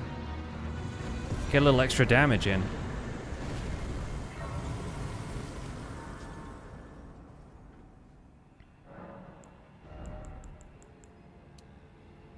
We'll put one more into Faith. We'll go and get the medallion, and then we're off to the Snowfields. I still think we can finish this today, because the next few bosses are ones that we can get decent multi-hits off on. I mean, Godskin Duo and Maliketh might be a bit of a problem, but honestly, the jumping heavy on this is not awful. It's just got a bit of recovery time.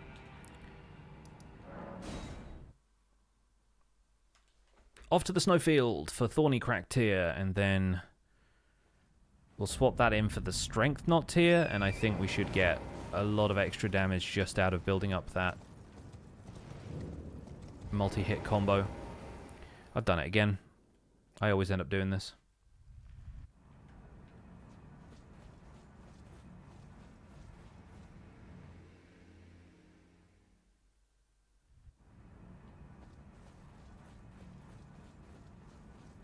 Secret medallion. There we go. Now we're where we want to be.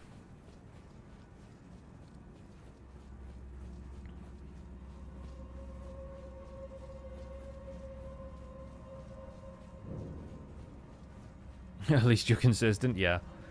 I am wondering if there's anything else we can do to make this Twinblade better. There's probably a lot, to be fair, but I wonder if it's just we should be going with a bleed infusion, we should be using 2 Twinblades. Try and double down on the thing that gives this thing more damage if it's infused with Holy. Or just die less. That's helpful too. First time I died in here for a while. Imagine being the guy that presses all the buttons on the left if rolled. Yeah. Imagine being those two statues.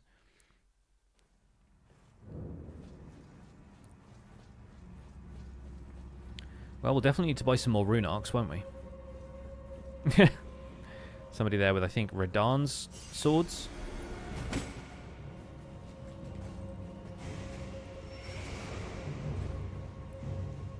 Sashimi from the ceiling.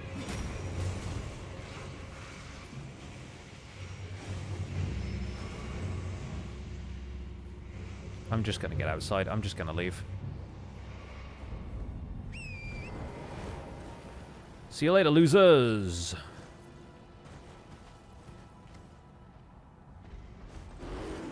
Oh god, the bears.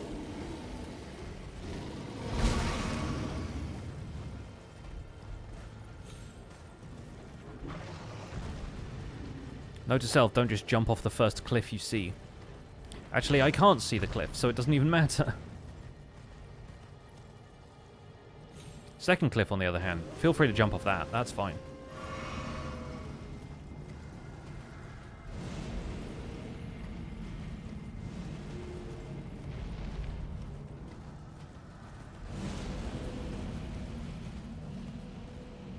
Third cliff is not so big, it's fine.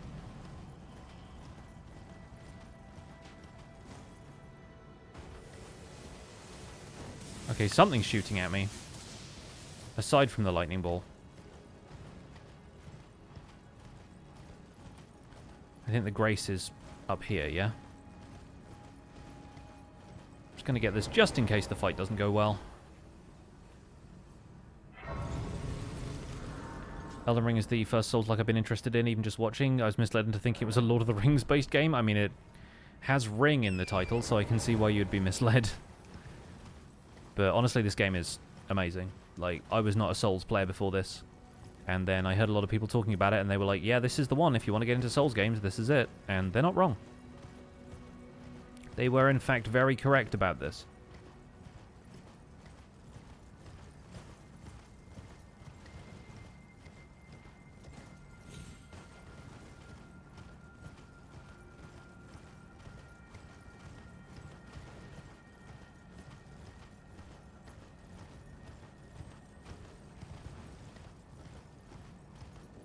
How there are still, like, rays of light coming through these rocks, even when this whole area is shrouded in blizzard, is fascinating to me.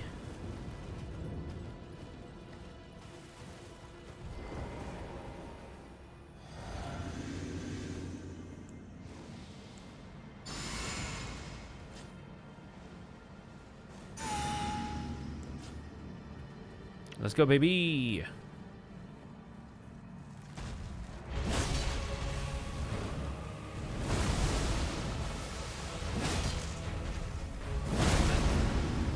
Touché.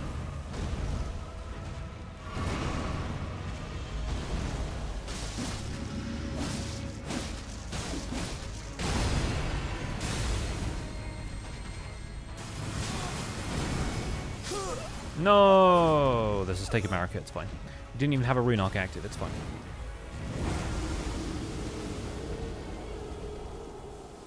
Alas, I am returned.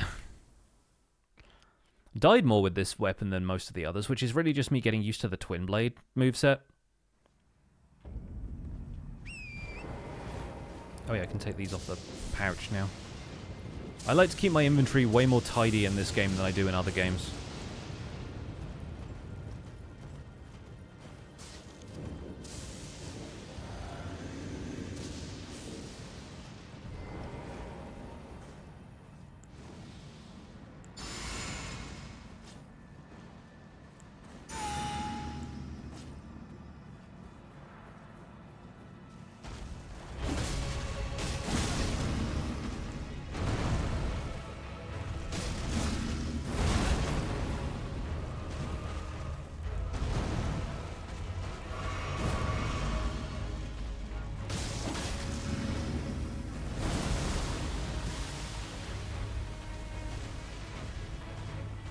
Where my runes at? Where my runes at?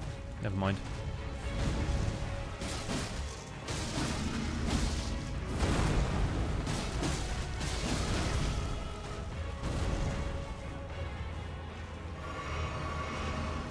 think they are still over there by the rock where I died before, so...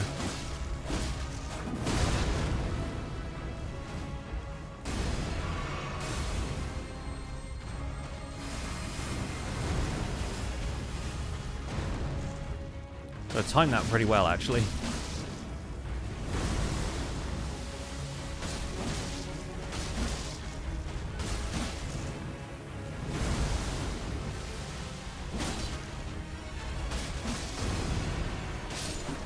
Okay, we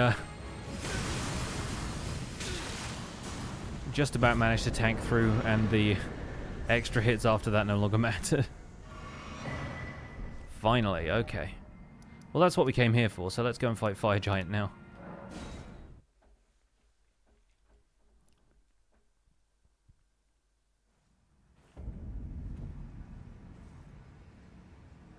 That's also a lot of runes. Which we could probably invest into strength if we want to do a little more damage now. Now that we've got the faith to the point where... Thinking about it, let's actually apply that to the mixed physic now before I forget and go into Fire Giant completely without it. Makes consecutive attacks grow stronger. And then, yeah, we got those two. Godric's Great Rune is still helping us cast spells.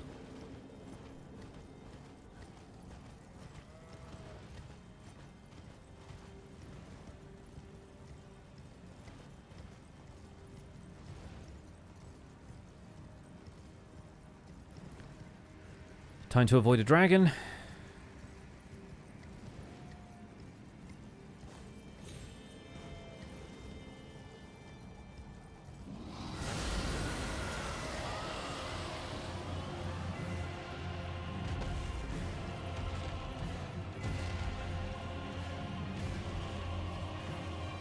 And just ride for the church.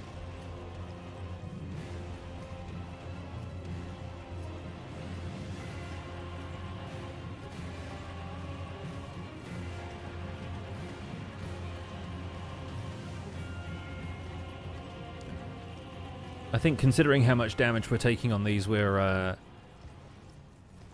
definitely going for plus 12 flasks.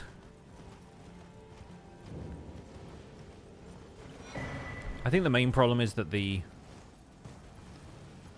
Twinblade multi-hit style of attack is just encouraging me to stay aggressive, and that means I put myself in harm's way too often.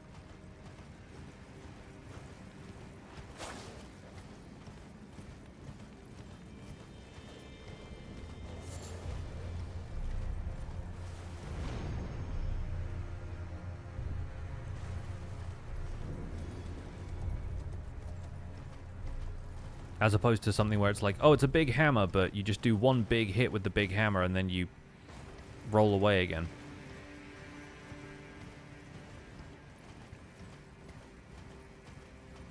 Dangerous Beyblade is the best way to attack. Supposed to be.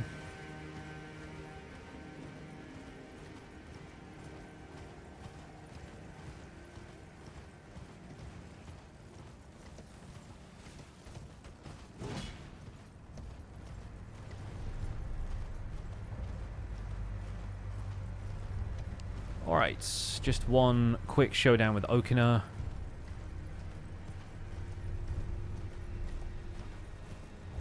What's up, Cowboy? Welcome in. Elden Ring, need to play it eventually. It's worth playing eventually. It will definitely go down as a Hall of Famer, so when you eventually get around to it, you're going to have an absolute blast.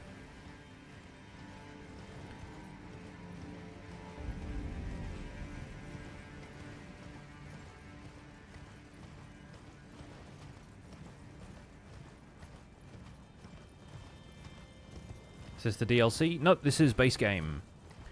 We are headed for one of the story bosses, so if you want to avoid spoilers, look away in about 2 minutes.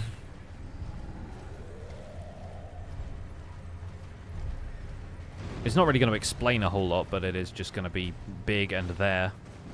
You like getting spoiled? Ah, that's fine then.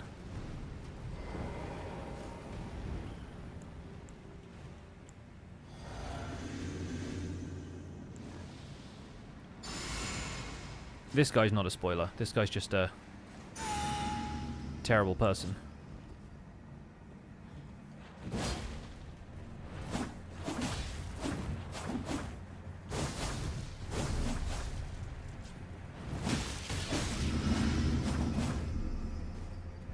Luckily, the Twinblade has an aggressive enough R1 combo that you can kind of keep pressure up on him if you start hitting him. The problem is, you've got to start hitting him first. And ideally, not right after he's done a big hit to you.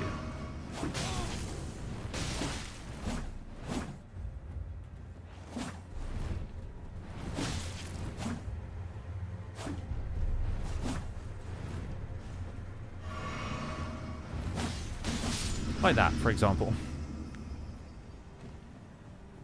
Yeah, there are 408 weapons in this game. And we are on number 31. So we've made some decent progress, but it's going to take a long time to do this if I plan on going the distance. We'll see if that actually happens or not, of course.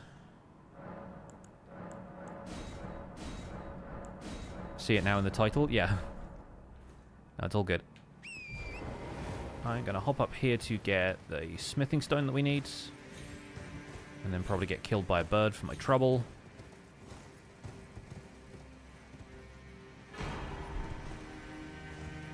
Just kidding.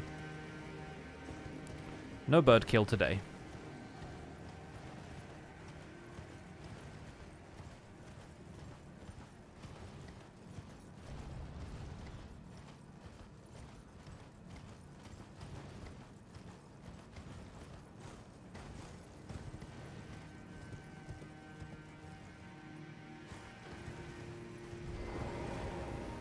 Said twin blades, and that threw me off. Oh, yeah, no, it's, there's a variety of twin blades. I'm gonna maybe do this one. And then 3,000, and then we're close enough? Yeah, great. So then, if we do have a tough time with this fight, we're going in with, like,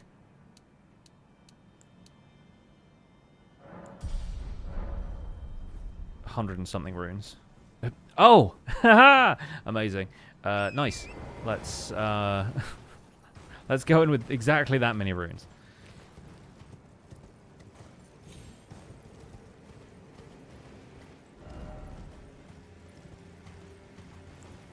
Okay, fire giant time. This will be interesting. I don't know if doing all of the buffs here is going to make much sense, but we'll do it anyway.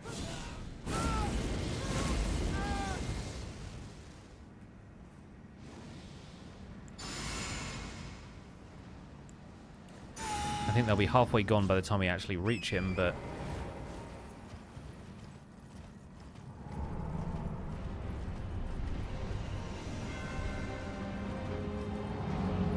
Okay, he's giving us good patterns to start with.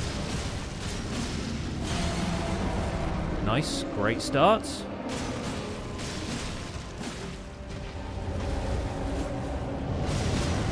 Oh, huge. That's damage right there.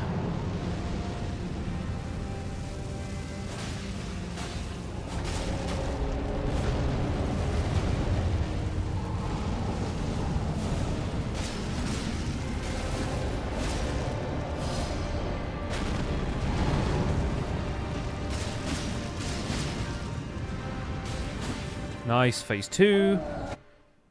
Super easy.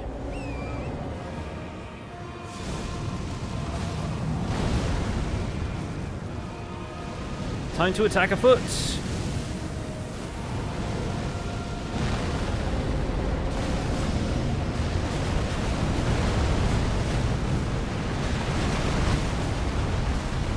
Okay, and now we attack the inside of his leg because I won't be able to get around for the crit fast enough, but that's totally fine. We will manage.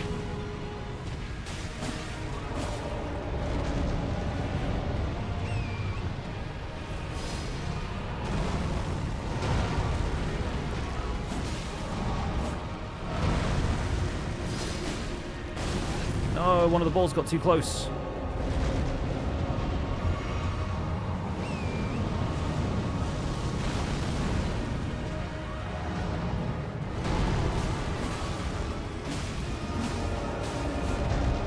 Nice.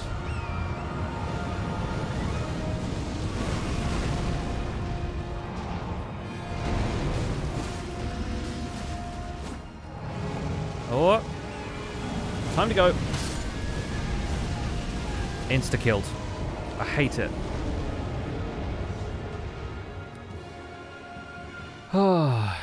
Well, even that amount of runes was not enough to save us. So, let's go buy some rune ox and go again.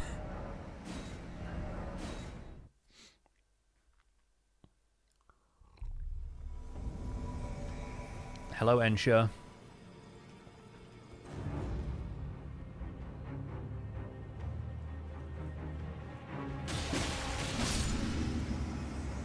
Alright. That was just unlucky, yeah. And poor timing on my part trying to get out of the way of that attack. But I couldn't really roll out of it, so just a little bit more.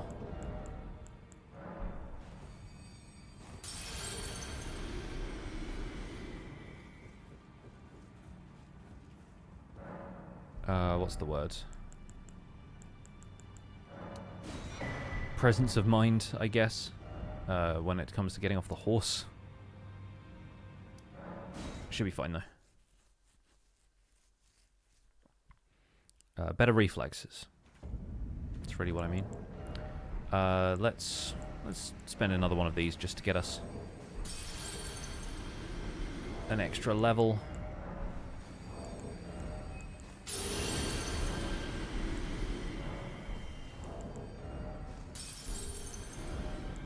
And this is going to be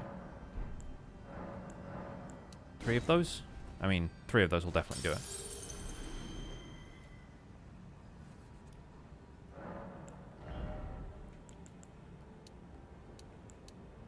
Getting a little extra damage out of that. We get slightly better faith this way, so I think we might go faith. I think later on we should probably start putting points into vigor again, though. I think this armor doesn't provide the best defensive stats. I just didn't come up with a set of armor that I wanted to use that was also going to leave me light enough.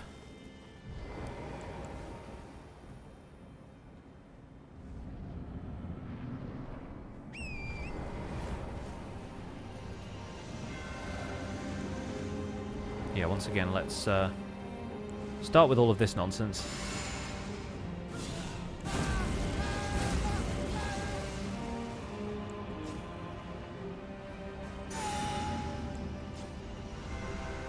And now he's going to snowplow me, and I'll probably miss the dodge.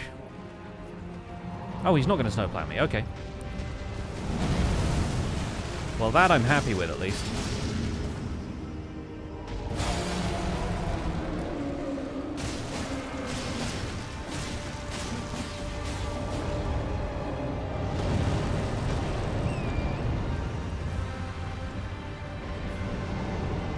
I don't like where he is perched on this rock, though.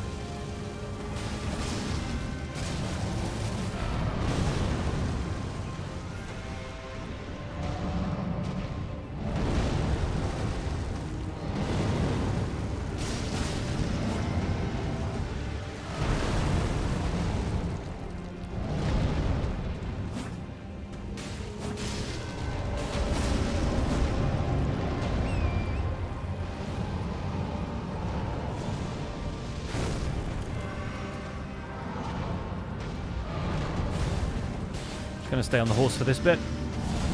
There we go.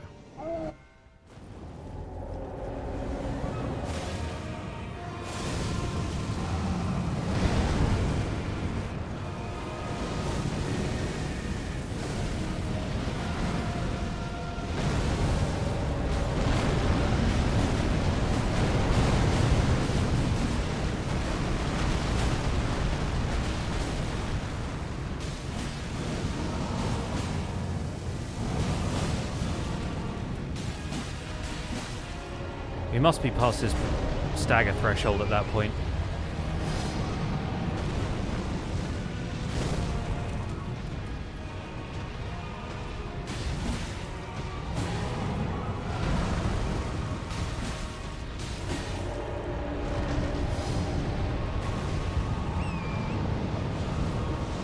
Yeah, we would absolutely have staggered him if he wasn't in the middle of another animation, I think.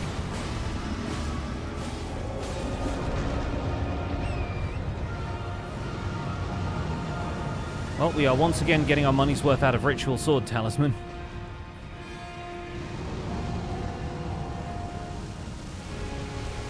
Dude, he turns so fast right there. I call BS.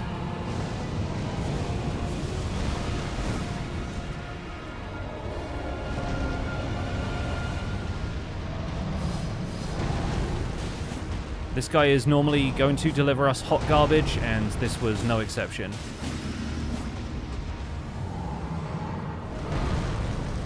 Well, no time like this.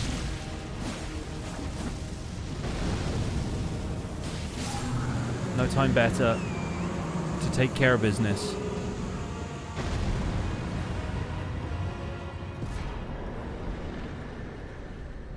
Didn't get hit once that time.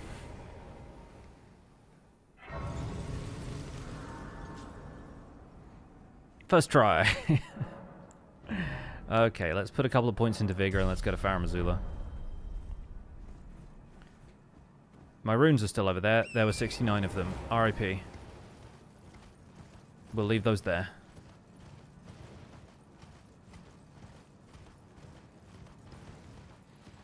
Are you prepared to commit?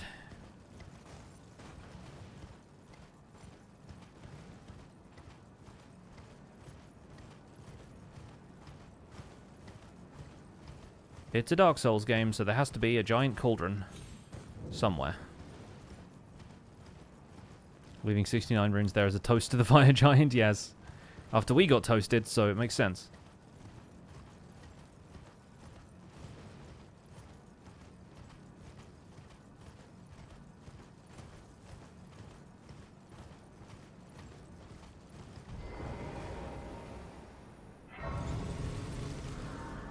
Okay.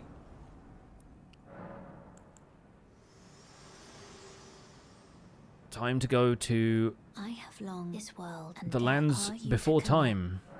Very well, let my hand. We're going to skip this cutscene because we have seen it recently. We've seen a lot of them recently, fair. But I am currently in the business of getting to Godskin Duo. And probably having a bad time once I'm there, but I want to make sure this thing gets upgraded.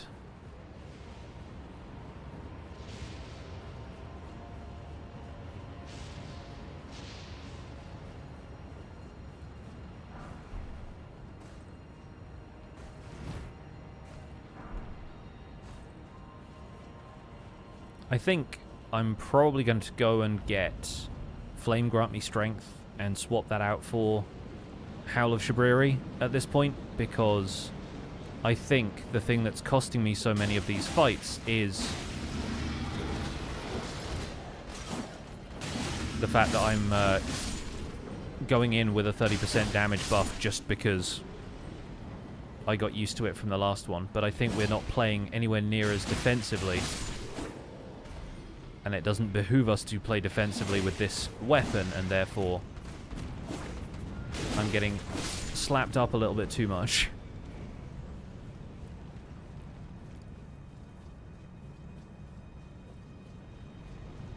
So I think Flame Grant Me Strength will probably do us better.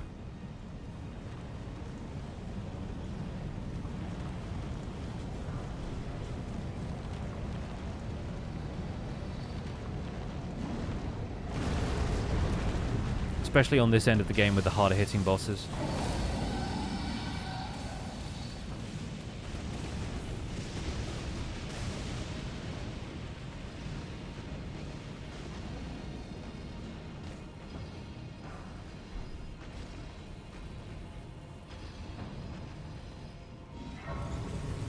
Yeah, the weapon is inherently aggressive, yeah, and the talismans I've got for it support an aggressive playstyle, so naturally I want to do that, and it's not doing me any favors a lot of the time.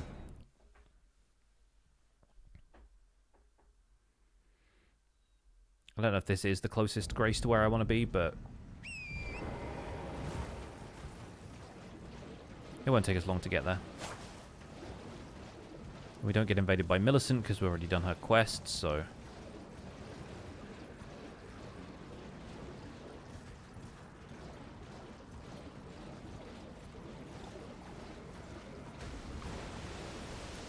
If you can kill it quickly, you don't need to worry about not getting hit. I mean, exactly.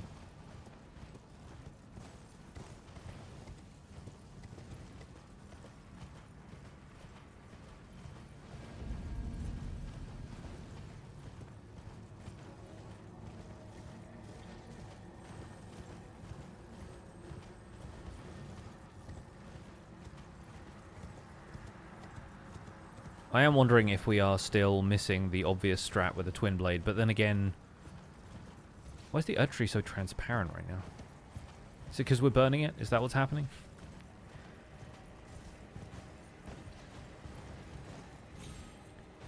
But yeah, like, we have plenty of other Twinblades on which to try out other strategies, so I'm not too concerned that we're, like, not doing the obvious Twinblade thing. I think the obvious Twinblade thing is everything about our current build, but dual-wielding Twinblades. So we can just do a jumping L2 over and over again. Or an L1, sorry.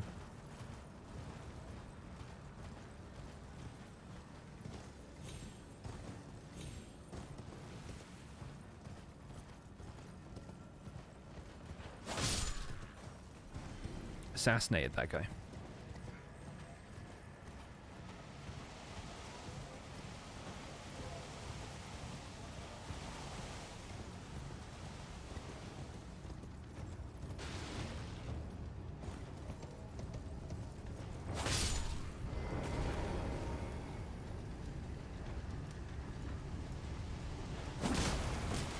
Oh, we didn't get the jump attack. Never mind.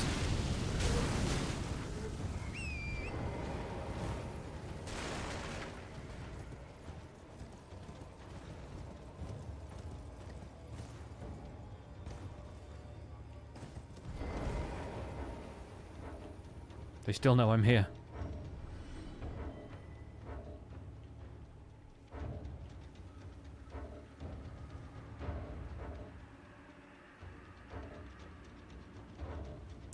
Apparently they're still looking for me.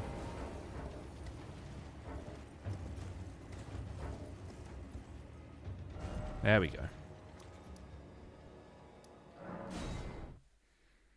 Torrent is the real MVP, of course.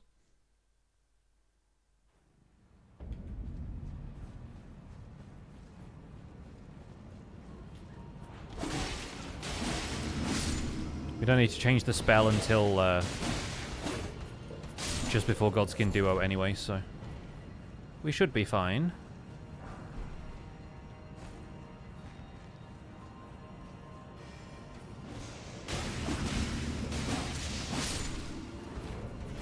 Just gonna try and prevent at least one of these guys from coming after me.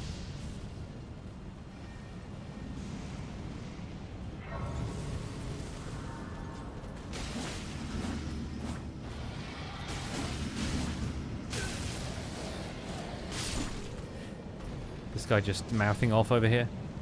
Right, who's willing to bet I jump off of that floating island again and just fall to my death?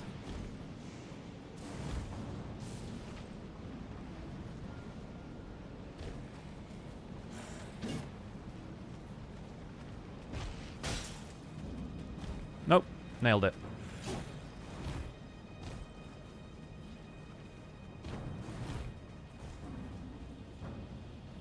You gotta call your shots beforehand.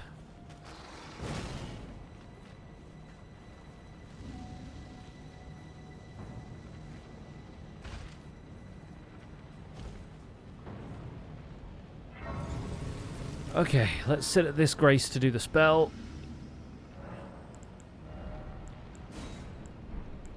We'll put Golden Vow first, and then Flame Grant Me Strength afterwards, because that's typically the order you need to cast them in, I think. Just in terms of duration.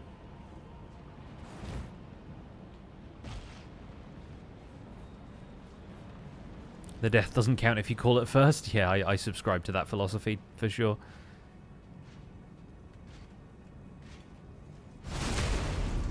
This thing still has pretty decent crit damage.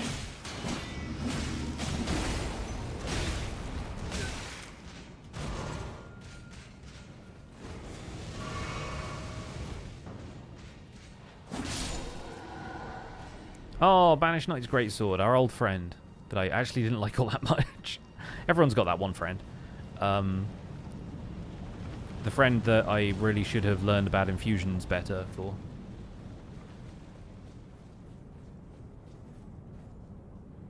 Yeah, I meant to do that.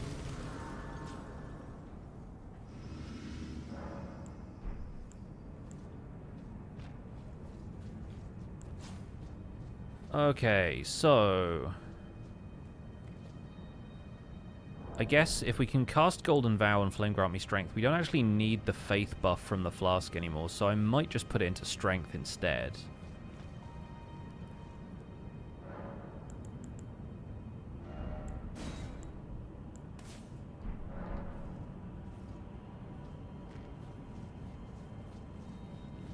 Because now we chug this, Golden Vow, Flame Grant Me Strength,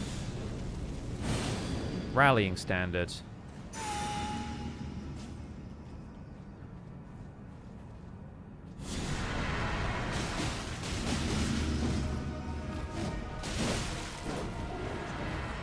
he's immediately phase 2, and I'm about to die because I need to heal, and they're gonna fireball me. There we go.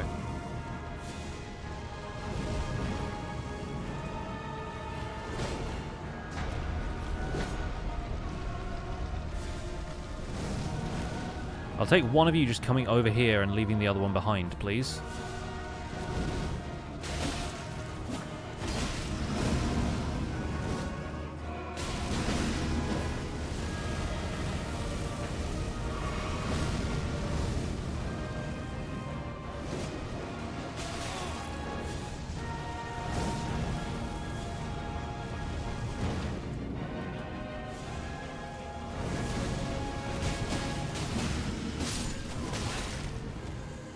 Okay, I'm in Noble right now, that's the problem.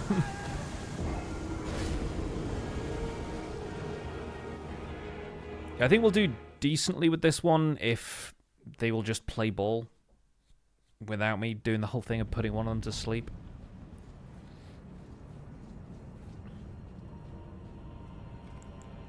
I don't really want to summon Banal for this one. I guess we also don't have quite enough faith for Golden Vow without the Rune Arc, but that's fine, because I like using the Rune Arc.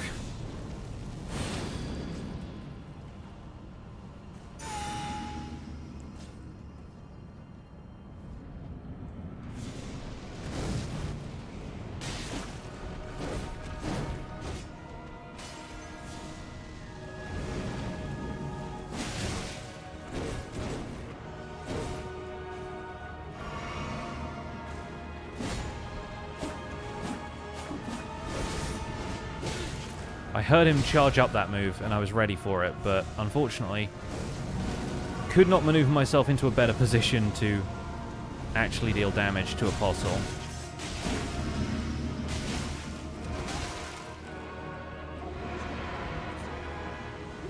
And now I'm crouched for some reason.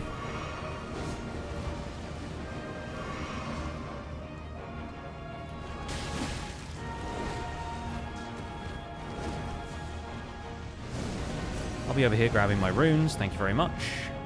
Hello. Why am I so bad at this fight now?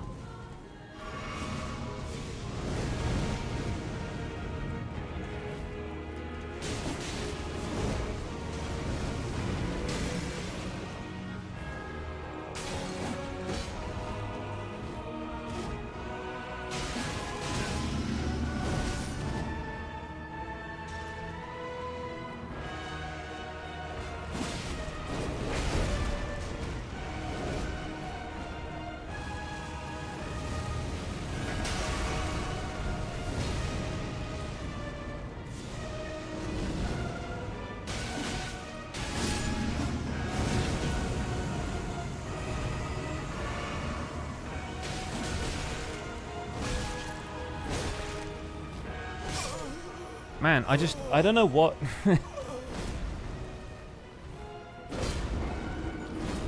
don't know what is giving me such trouble with these. I think maybe it's just that I'm not interrupting them a whole lot, so they're just continuing through their combos. Because this thing doesn't do a whole lot of poise, but... I'm just not adapted well to that. And still, yeah, new to Twinblades.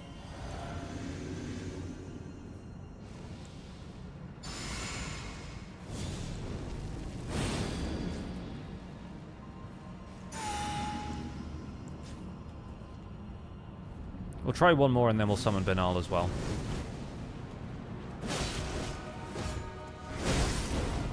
Really?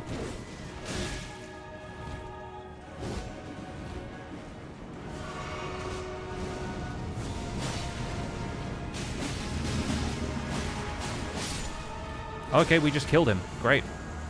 We killed him while he was winding up for phase 2. That made that easier.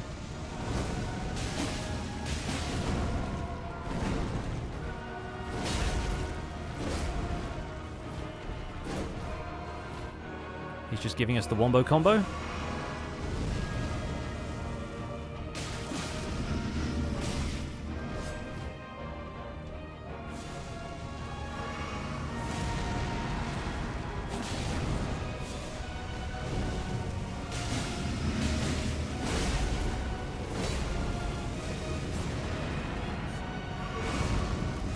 Okay, time to deal with Noble's usual BS.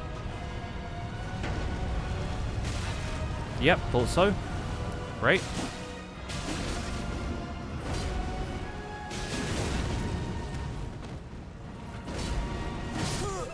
Bah, flattened. That dude have a tail? Yep. Got a tail.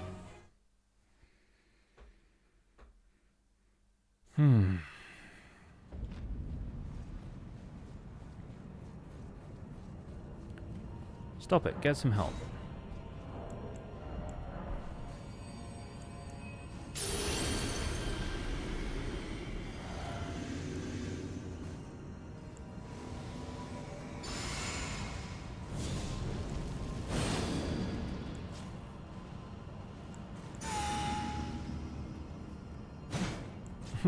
All right. Come, Banal. Let us go. There he is.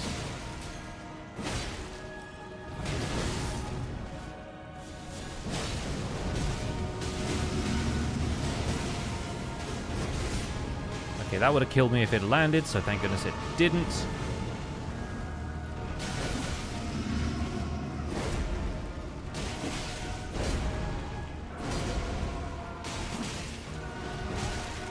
Oh, backhanded.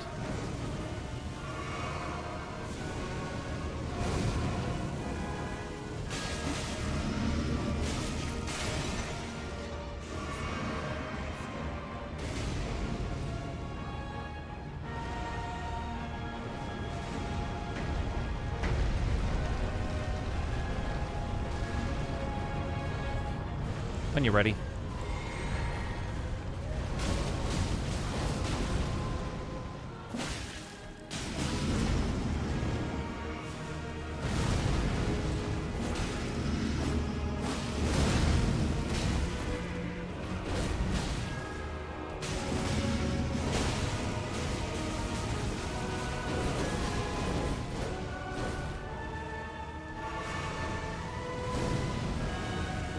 Okay, I think we're about to take out both of them at once.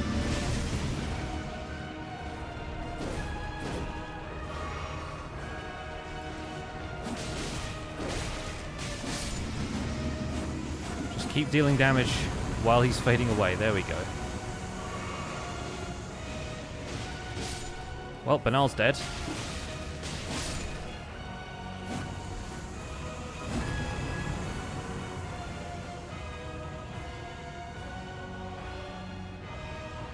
Whichever one comes out of here, he's dead meat.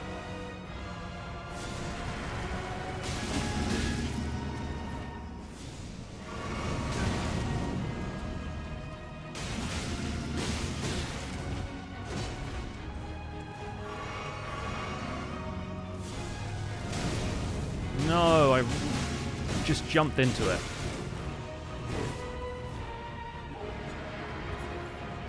There's still a lot of that health bar left, which is worrying. Oh, now the other one's back.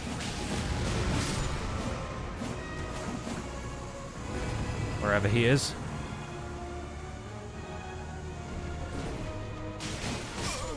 Yeah. Didn't have anything left.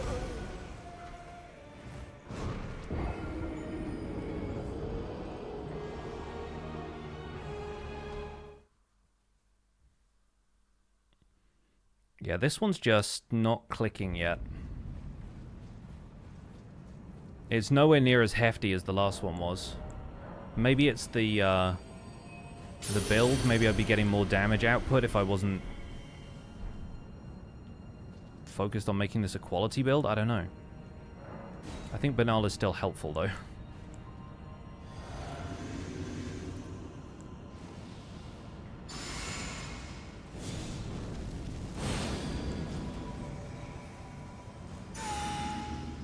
I think it may also be the vigor and the armor.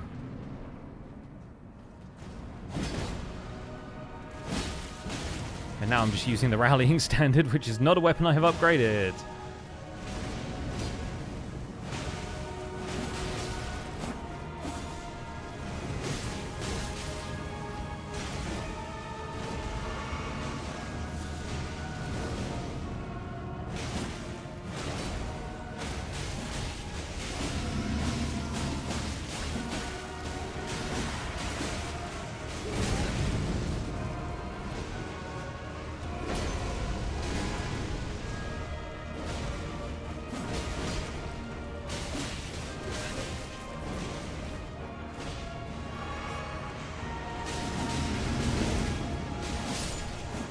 The amount he leaves himself exposed when he's doing that attack is always really funny to me.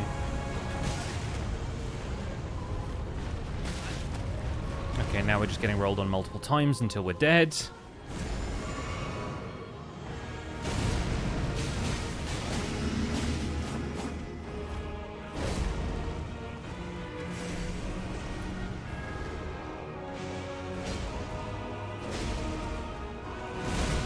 Banal's been way more survivable this time.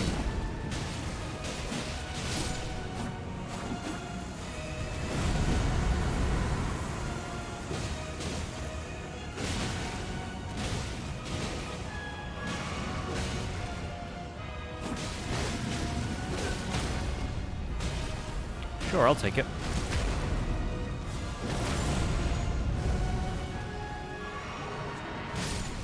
Nice, good work. Keep hitting him, keep hitting him.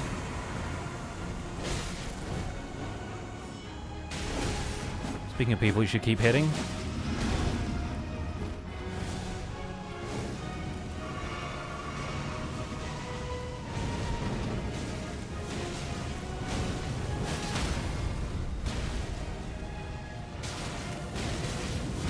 Okay, he layered 2 of the flames on him at that moment, so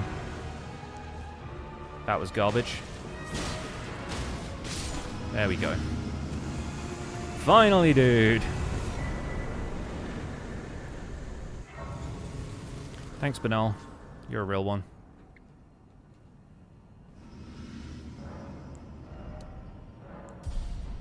I'll put a couple more into Vigor. I don't really think I have any better armor. Unfortunately.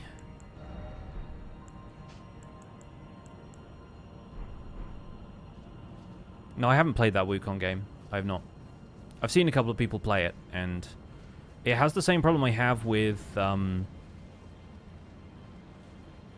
recent God of War game, is that it looks very pretty, and I like the idea of the story, but it seems like one of those games where you just, like, kind of mash the same combos and use the same abilities over and over again.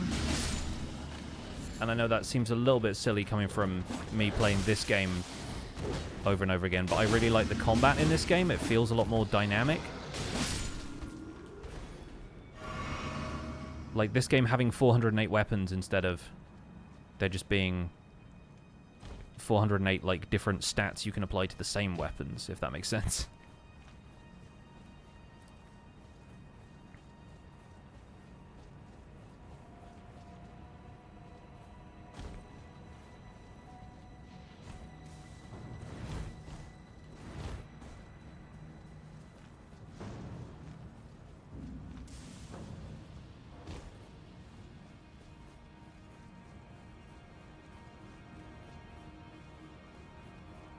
We'll hop down into the rooftop grace here and we'll go and fully upgrade the weapon.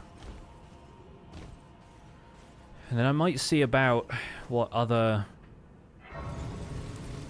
infusions are going to do for it.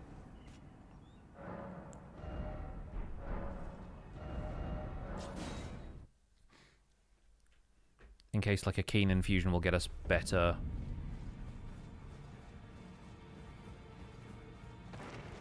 DPS for whatever reason.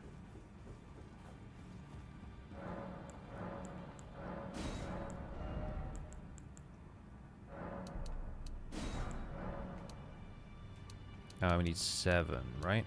Yeah. And then we probably need to pop several of the bigger remembrances just to make sure I can level up.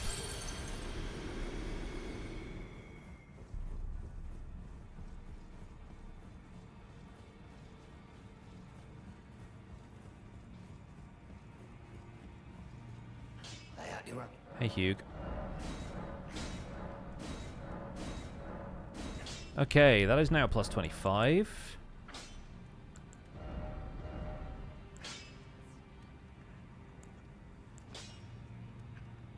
Yeah, Keen doesn't get us anywhere near the same amount of... because that's just, like, B dex scaling.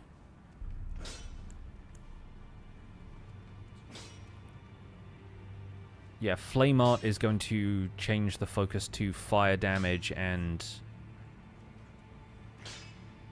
faith scaling, so that's not going to be helpful. So I think Stormcaller and Quality is it, just for how we've set up the stats, but I don't know. Maybe we should have made this a strength build again.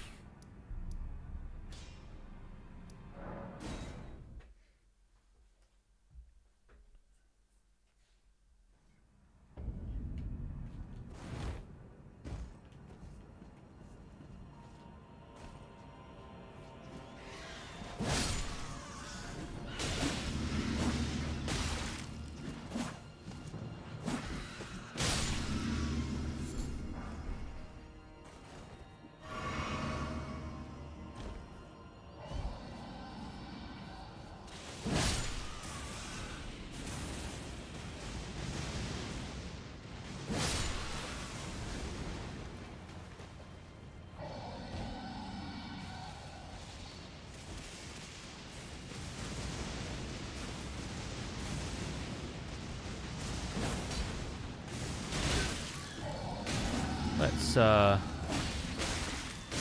not die to birds here, shall we?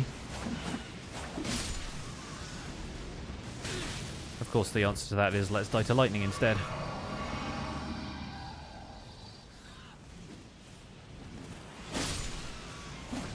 Okay, that one was better timed.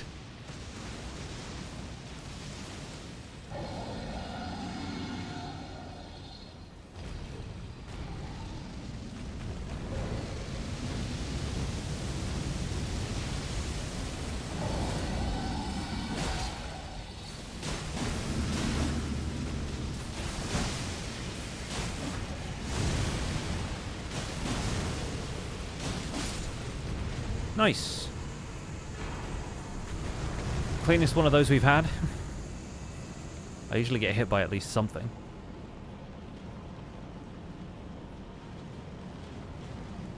Shout out to whoever that is using the great stars.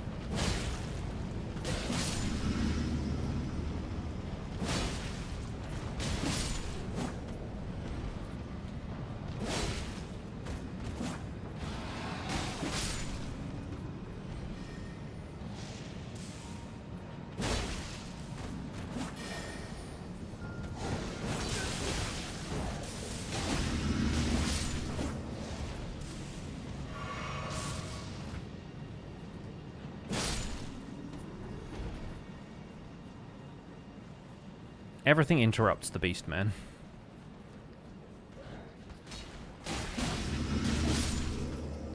You do any attack and they're like, I'm good actually. Sorry to have bothered you.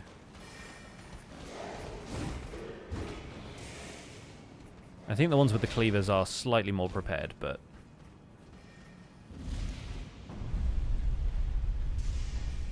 Bye-bye. Okay, we want probably another 30k, so let's use Morgott's Remembrance. I think Radagon's is 40.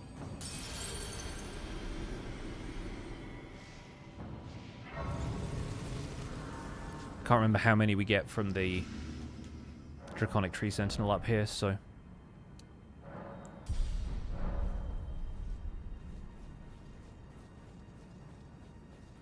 But we do have to fight him, so let's do that.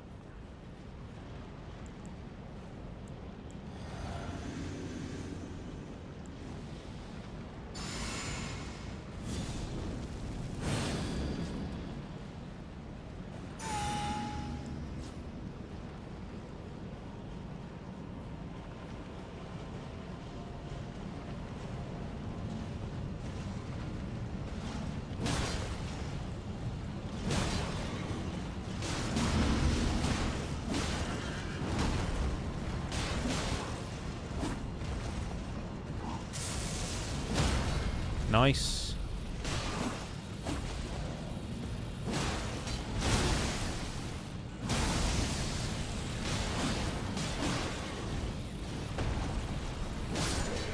Very good. Maybe there's hope for us yet. I do think this thing is going to absolutely shred Elden Beasts, which makes me very happy, but got a couple of other opponents to get through before that.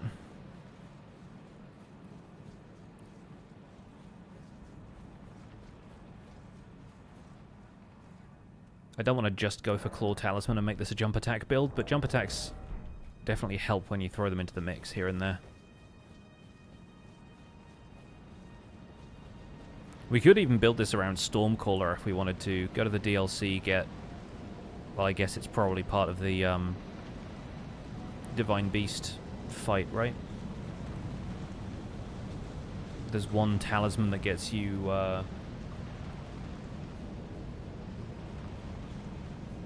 better, like, storm damage.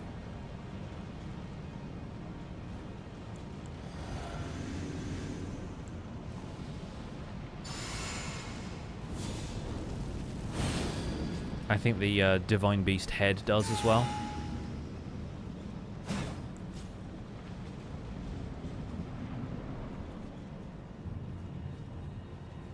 Okay, Beast Clergyman.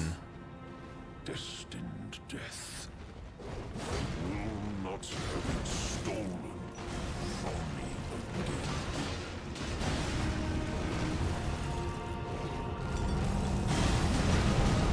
Uh-oh. Oh, managed to avoid it. Nice.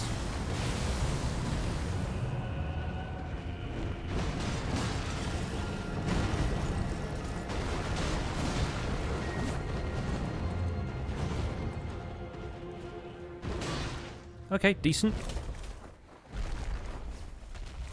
Good phase 1.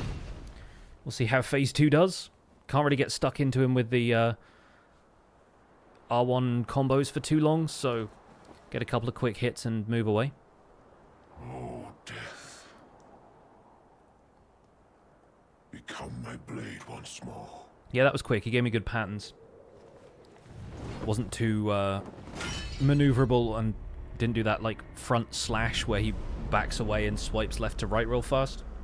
Because that one's really annoying when you're a melee fighter.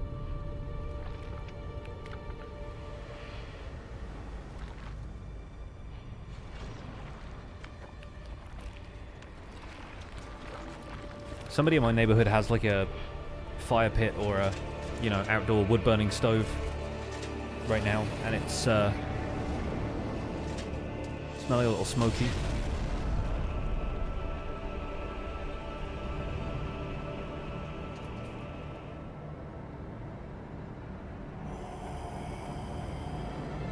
There he is. Let's do this.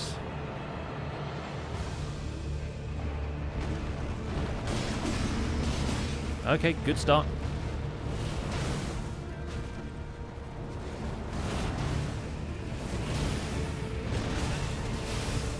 Bad follow-up. Oh, especially bad follow-up, actually.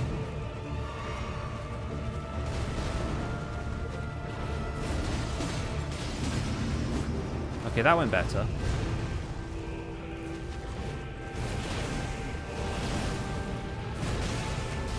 Man, why am I getting hit by that so much right now?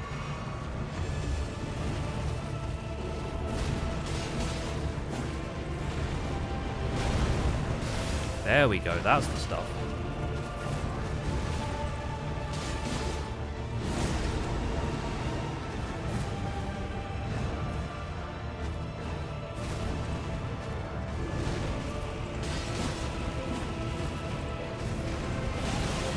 Oh, almost got out of it that time.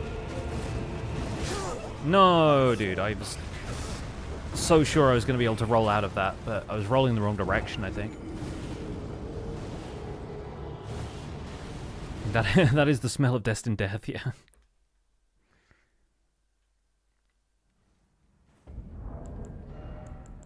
And now I'm out of Runox again. Do I have enough? I don't have enough FP to, or enough faith to cast Golden Vow. Yeah, I need like 2 more. Well, we know where the other Runox are, and we're going to have to go after them at this point. We don't have to. I guess I can do this without, but it is nice to have buffs.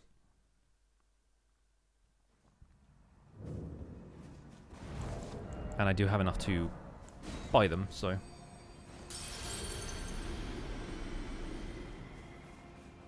Watch now as Beast Clergyman does not give me a good phase 1.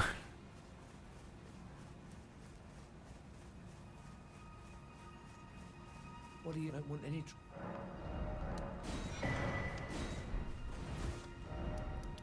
Got that, and then... I'm pretty sure the guy up here sells them too.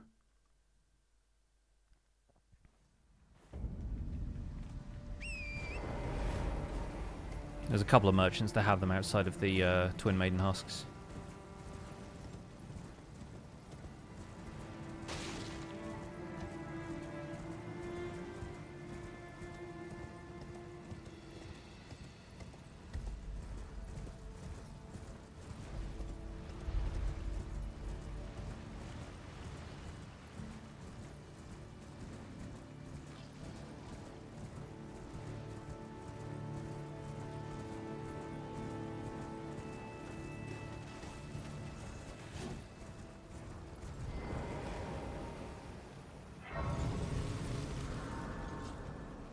We'll try and sit at the Grace before those two can attack me, because they have that really annoying, like, flying attack they do.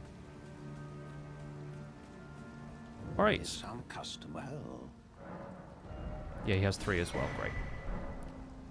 Right, so we got 6 more we can use. Let's get back to Maliketh.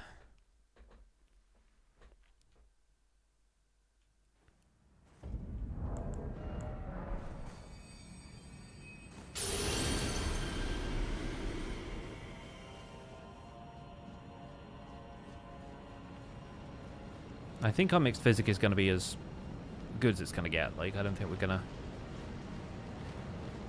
really benefit from the charged attack tier or stone barb or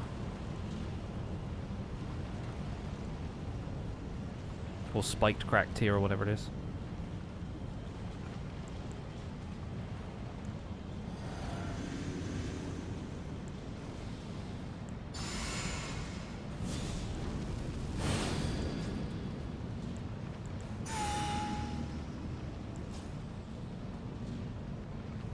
How goes the Twinblade? It's going okay. It's not as great as the Great Hammer was. But then it doesn't have great in the name, so you'd kind of assume that it wasn't as great as the Great Hammer.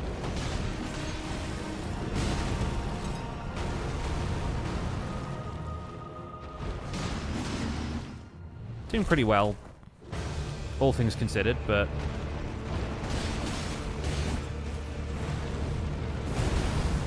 I just have to not get hit by that attack. Or that one, for that matter.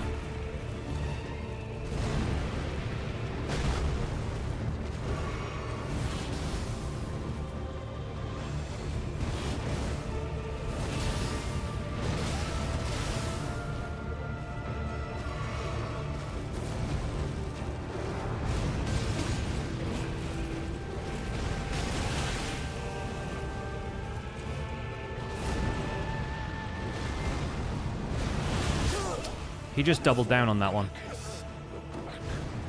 Curse of the Runarch. Somewhat okay Twinblade, yeah. And the hammer run was so great, and then this has just not been quite my jam. And I think we just need to do the thing that you always do with Twinblades, where you get 2 of them and you're just jumping L1 the whole time, and I'm not here for it right now. I think we're definitely going to put the runes from Maliketh's fight into Faith, so that I can cast Golden Vow, and then maybe switch to Radagon's Great Rune just for a better, like, HP bonus. We could also drop Ritual Sword Talisman in favor of Erdtree's Favor +2 or something. That'd give us a similar increase.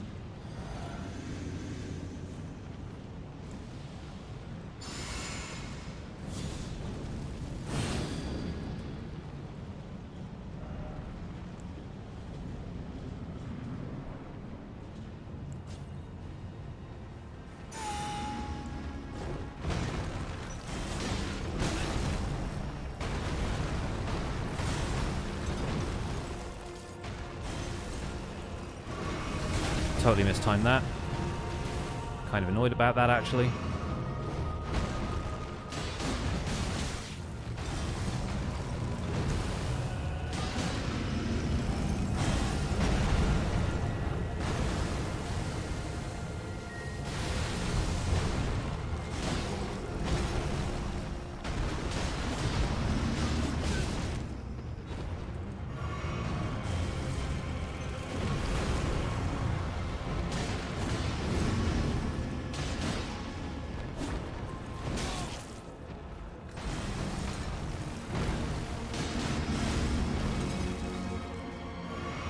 Chug. Okay.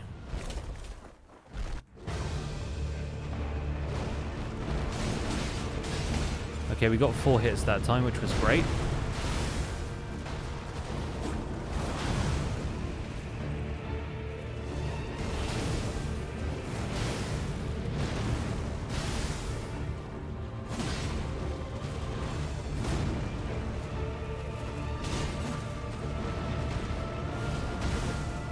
Okay, okay.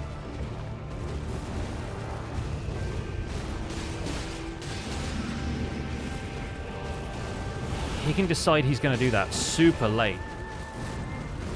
And it kind of throws me when he does.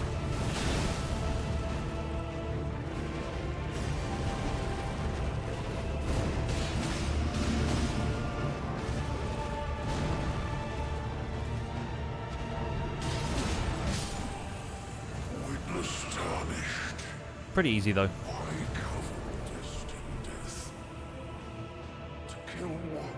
Where did my runes go, by the way? Did I? Oh, I did collect those. I was, like, looking around for my rune marker, and it turns out I already had them. Okay. I think we're going to probably skip this cutscene, actually, thinking about it, because there's nothing especially unique about it. You don't see the weapons you got equipped in the cutscene, which is always a bit of a shame. Right, points into Faith so that we can rid ourselves of our dependence on Runarchs just in case this goes badly. We also get a little bit of scaling from that, so it's okay. We've got 4 Runarchs left. We'll get a 5th from over here. We've got 1 active. It'll be interesting to see how Gideon goes, but the NPC fights aren't awful in this.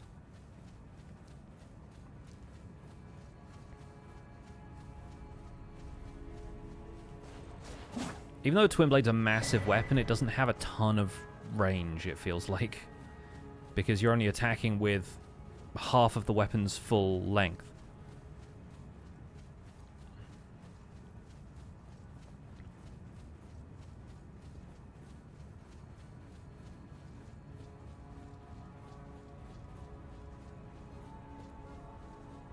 So it doesn't feel like you can fight at quite the range you think you can, and that maybe that's part of what's throwing me off, I don't know. Maybe I just need to get used to the playstyle.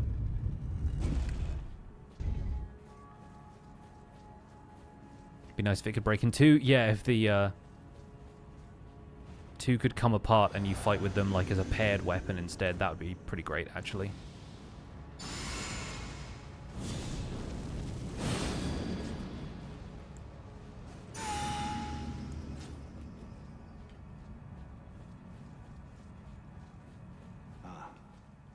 I knew you'd come. Got to get him caught in this combo. The Elden Ring. To become Elden Lord. What a sad state of affairs. I commend your spirit, but alas, none shall take the throne. Queen Marika has high hopes for us, that we continue to struggle. Unto eternity.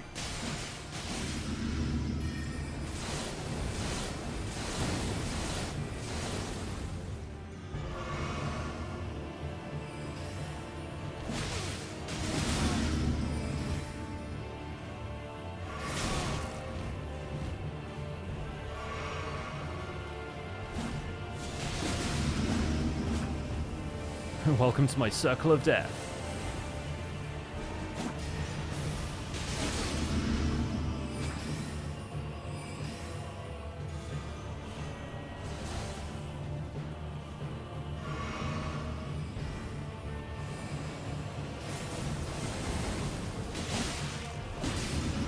I'm very worried about that.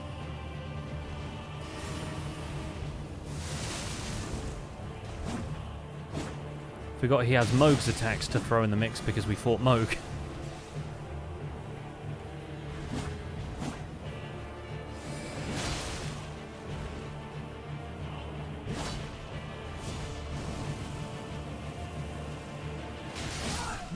Nice. I was worried about triggering his revenge damage, but fortunately, we managed to survive that pretty well. Not even you. A man cannot kill. Grizzly Fire Guy, welcome in. Happy Thursday to you. Hope you're having a good one. We now have slightly better armor, potentially.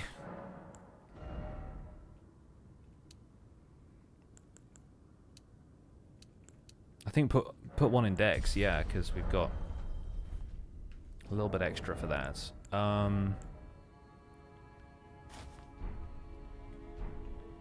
We can go Samurai with Gideon's armor. We've also got Malformed Dragon armor, but that does make us heavy.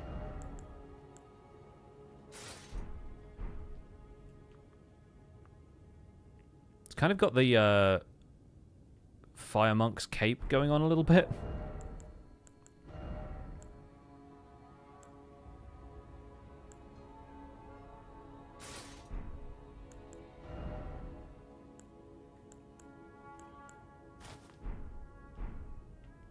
Sure, let's put Oaken on the throne. Still a medium load.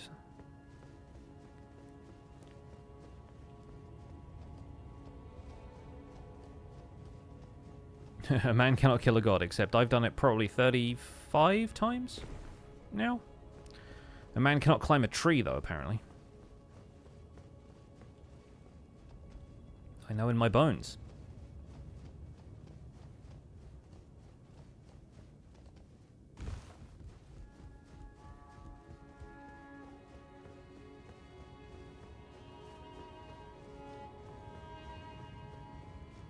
Final boss rush time. I know these fights reasonably well. I'm not certain how Godfrey is going to be in terms of giving us openings with the Twinblades, but I think Radagon and Elden Beast, once we get that far, should be pretty straightforward.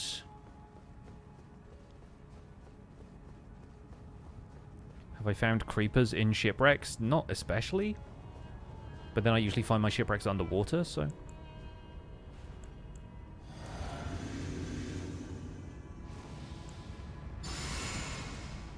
Some shipwrecks can be found on land.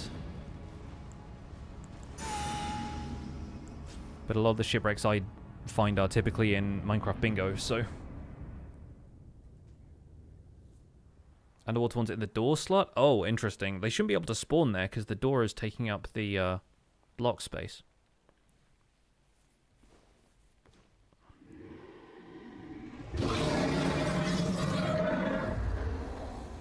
but maybe they It's do. been a long while, Morgott.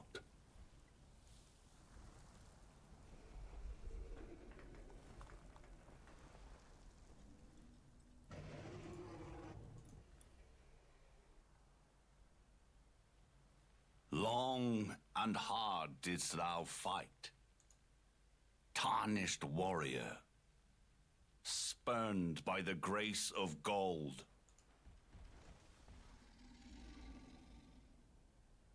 Be assured the Elden Ring resteth close at hand.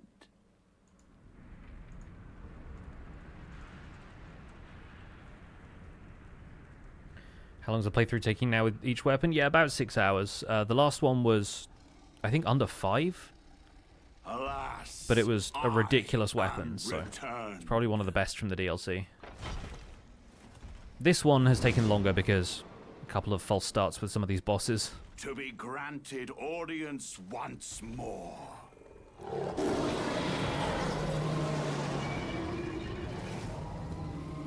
But assuming we finish this shortly, it'll be Upon my name 5 hours, maybe Godfrey, 5:30. the first Elden Lord. Okay, time to go.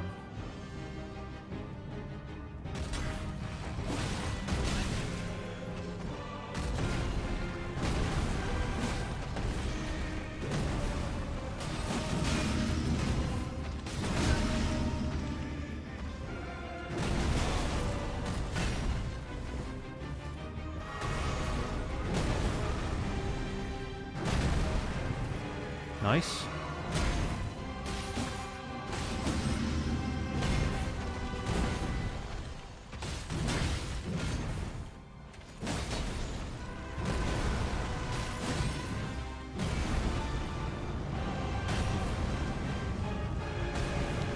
Good so far.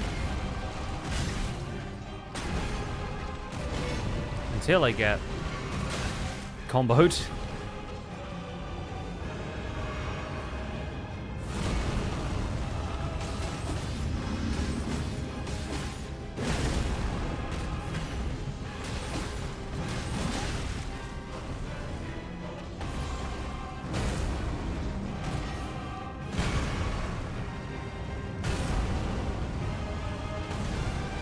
Gonna take another quick drink here.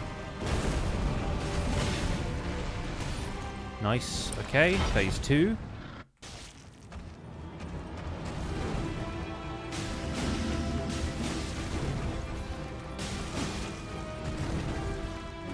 Keep trying to grab me, it's all good. Oh well, maybe it's not.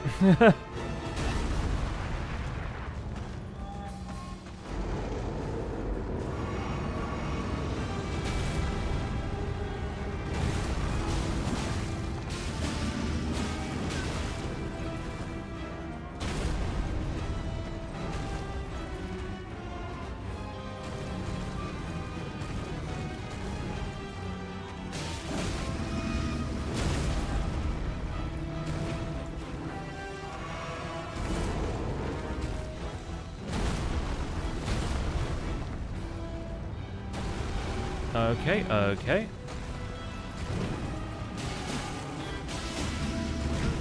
Oh, okay, we're surviving this, but we got to play it very safe now.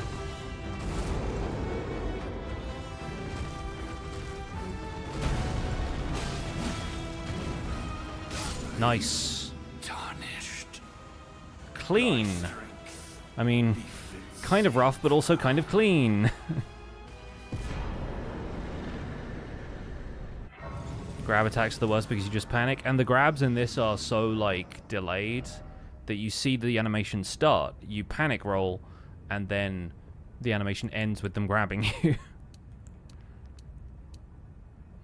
Okay, yeah, we're getting a fair bit of scaling out of Dex here, so we're just going to pump Dex and go in to fight Radagon and Elden Beast.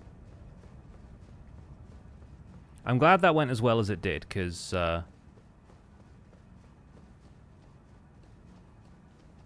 if the first attempt doesn't go well, then sometimes you just get caught in a loop of it going badly and badly and badly.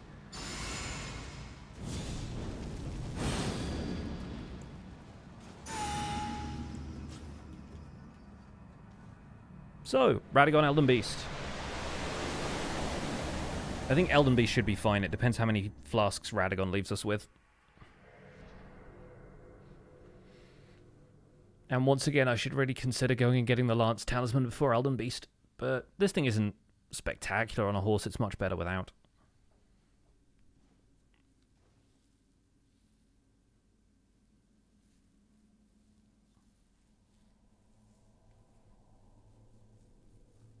I've also never used Oakener's Mask as a helm, and I'm not certain if it gives you any, like, small status increases or changes in focus or whatever. I'm just trying to keep the samurai roots present in there. I don't think I've ever worn Gideon's armor before either. Was not expecting to throw together a look for this at the last minute, so...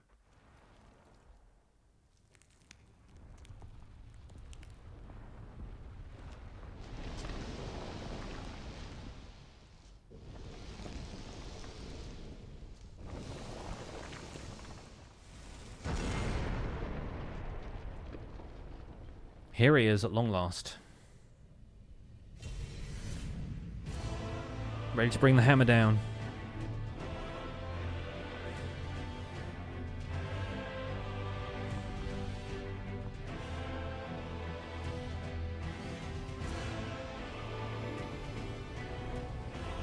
Looking forward to actually using this hammer when we ever get to it. Okay.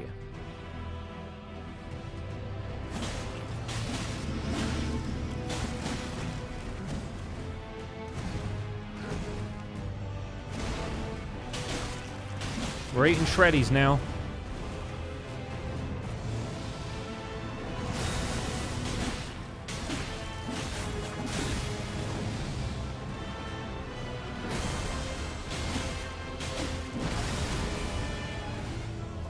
I love a boss that leaves themselves open to massive strings of combo.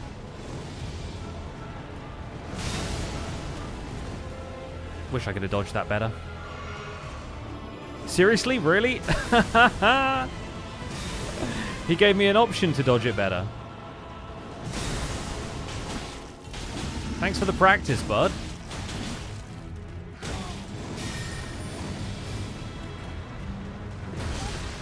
Oh.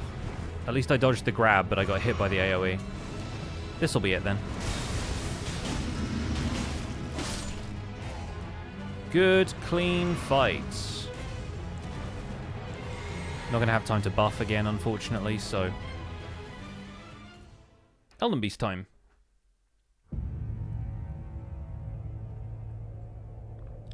No way, dude. No way Radagon was just like, sure, I'll help you out, here. It's like in fighting games where you're trying to learn the counter to a certain move and you just set the AI to do that on repeat.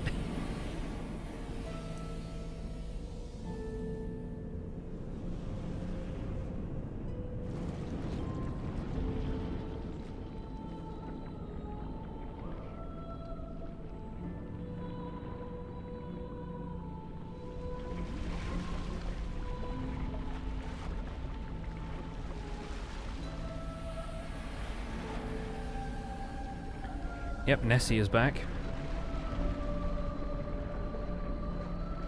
Again, just being able to stand next to the side of Elden Beast and tap R1 a few times is going to be crucial for us here.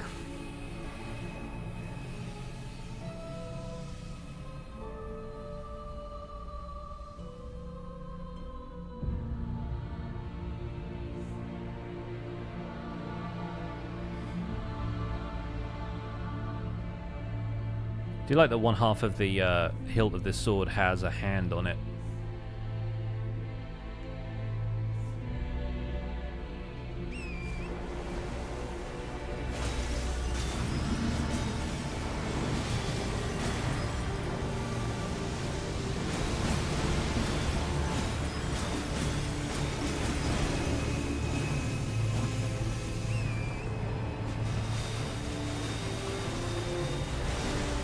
Where are you going, coward?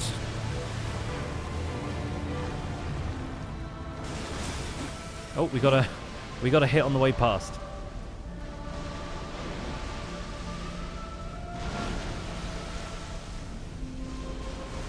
Oh, here we go.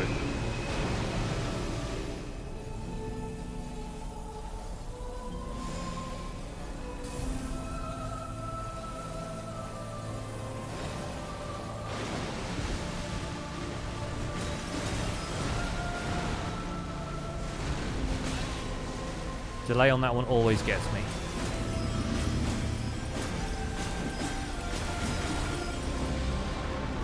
Just gonna run away from the Elden Stars for a bit. Oh, gives us fire as well. Okay, interesting. And then waves of gold, I assume. Yep.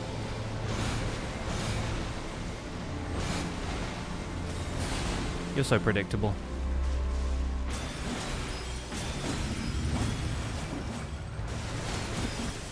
Very nice. 3 rings this time.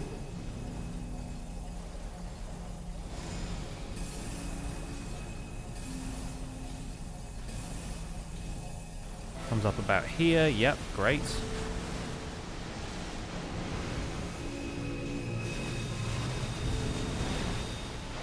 Thank you, Torrent, for tanking all of that. Oh, okay. Yikes. Oh, if we get hit by fire again, like in the fire giant fight, I'm not going to be happy.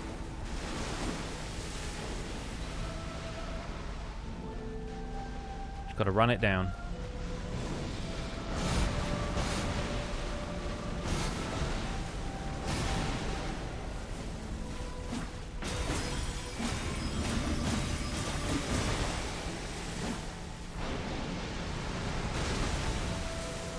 The hair on Okener's mask and the whirling with the twin blades is honestly pretty cool looking. I really like that. We picked a good outfit for the end of this.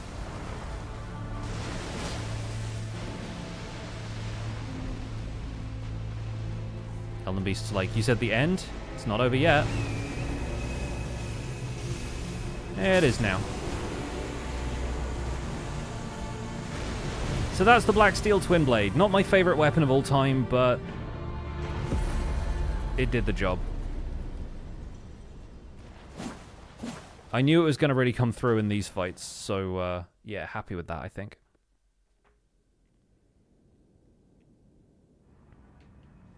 Okay, let's get a couple of levels.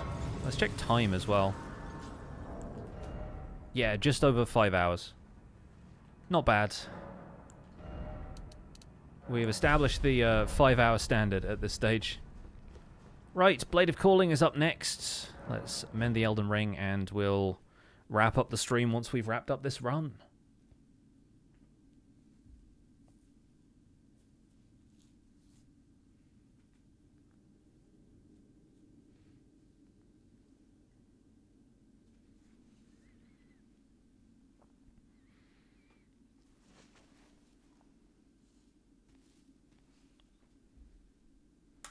Yeah, Blade of Calling is next, and then Blasphemous Blade, which should be a fun one. Means we've got to fight Rykard for the first time in forever.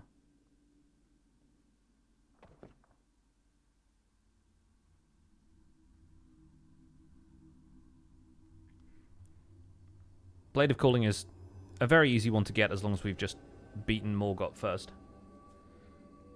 And then Bloodfiend's Arm, which is another one I've really been looking forward to. The rest of the bees are actually kind of bangers. Like, there aren't too many weapons that I'm dreading in the next little while. Even the Bone Bow, that's another DLC weapon. I'm kind of looking forward to seeing how the Bone Bow works. B is apparently for bangers, yeah. The fallen leaves tell a story. Seen you put the head in her 28 times? Yeah, right. Of how a tarnished became Elden Lord. In our home. You dropped this, Queen. Across the fog. The lands between. Yeah, I mean, we've done a couple of runs with the Rani ending, a couple with Fear, one with Dung Eater. Our seed will look back upon us and recall. An age of fracture. I think it's extra weird when you can see my mouth through the mask. Anyway, yeah, we have Bloodfiend's arm coming up next, and then the other two Bloodfiend weapons. Bloodhound's Fang is obviously in there. Bolt of Grandsax is coming up. We've got, like, the Brick Hammer, which should be pretty fun. The Broadsword is just like the regular straight sword. Anyhow, we are done with Black Steel Twinblade, our first Twinblade, and certainly not our last. I think this thing came through in the end, but yeah, we were struggling a little bit on bosses where we didn't have the weapon fully upgraded and we weren't dealing, like, a ton of poise damage. Either way, I think Commander Standard, I'll look into whether that actually pairs well with Golden Vow and the other incantations we were using, but a bit of an interesting choice. We could also have swapped the Prosthesis Wearer Heirloom for something maybe a bit more defensive. Who knows? Either way, pretty happy with how that turned out. Zoolander 2, of course. I forgot this was Derek Zoolander underneath the mask. There he is. Yeah, put the mask back on. Nobody cared who he was until he put on the mask. Level 131 for our final tally here, and a young samurai is how we started. Friends, that's where we're going to wrap up this Elden Ring stream. And yeah, with 5 hours 7 on the clock, that character is done with. Let's see how many we've actually got in the loading menu here, because I know one of them we doubled up on because we used them for a New Game Plus run. But we have 1, 2, 3, 4, 5, 6, 7, 8. Yeah, we've basically got 2 more character slots left before I have to do a bit more admin on those. But even the New Game Plus run ended like at level 154. We're capping out. Both the Zoolanders were level 131 as well. I think that's pretty great. Yeah. Anyhow, we are going to leave things there, and we will come back next week with a fresh stream where we're going to be getting the Blade of Calling. I'm going to drop you off with somebody else who's streaming here on Twitch and say goodnight for now. And then I'm going to go order a curry because, frankly, I deserve it. Who's up and about doing their thing tonight? Oh, I tell you what, let's go raid Rendog. Ren is in exile on the Hermitcraft SMP. He has a hype train going right now, so let's go add to the hype.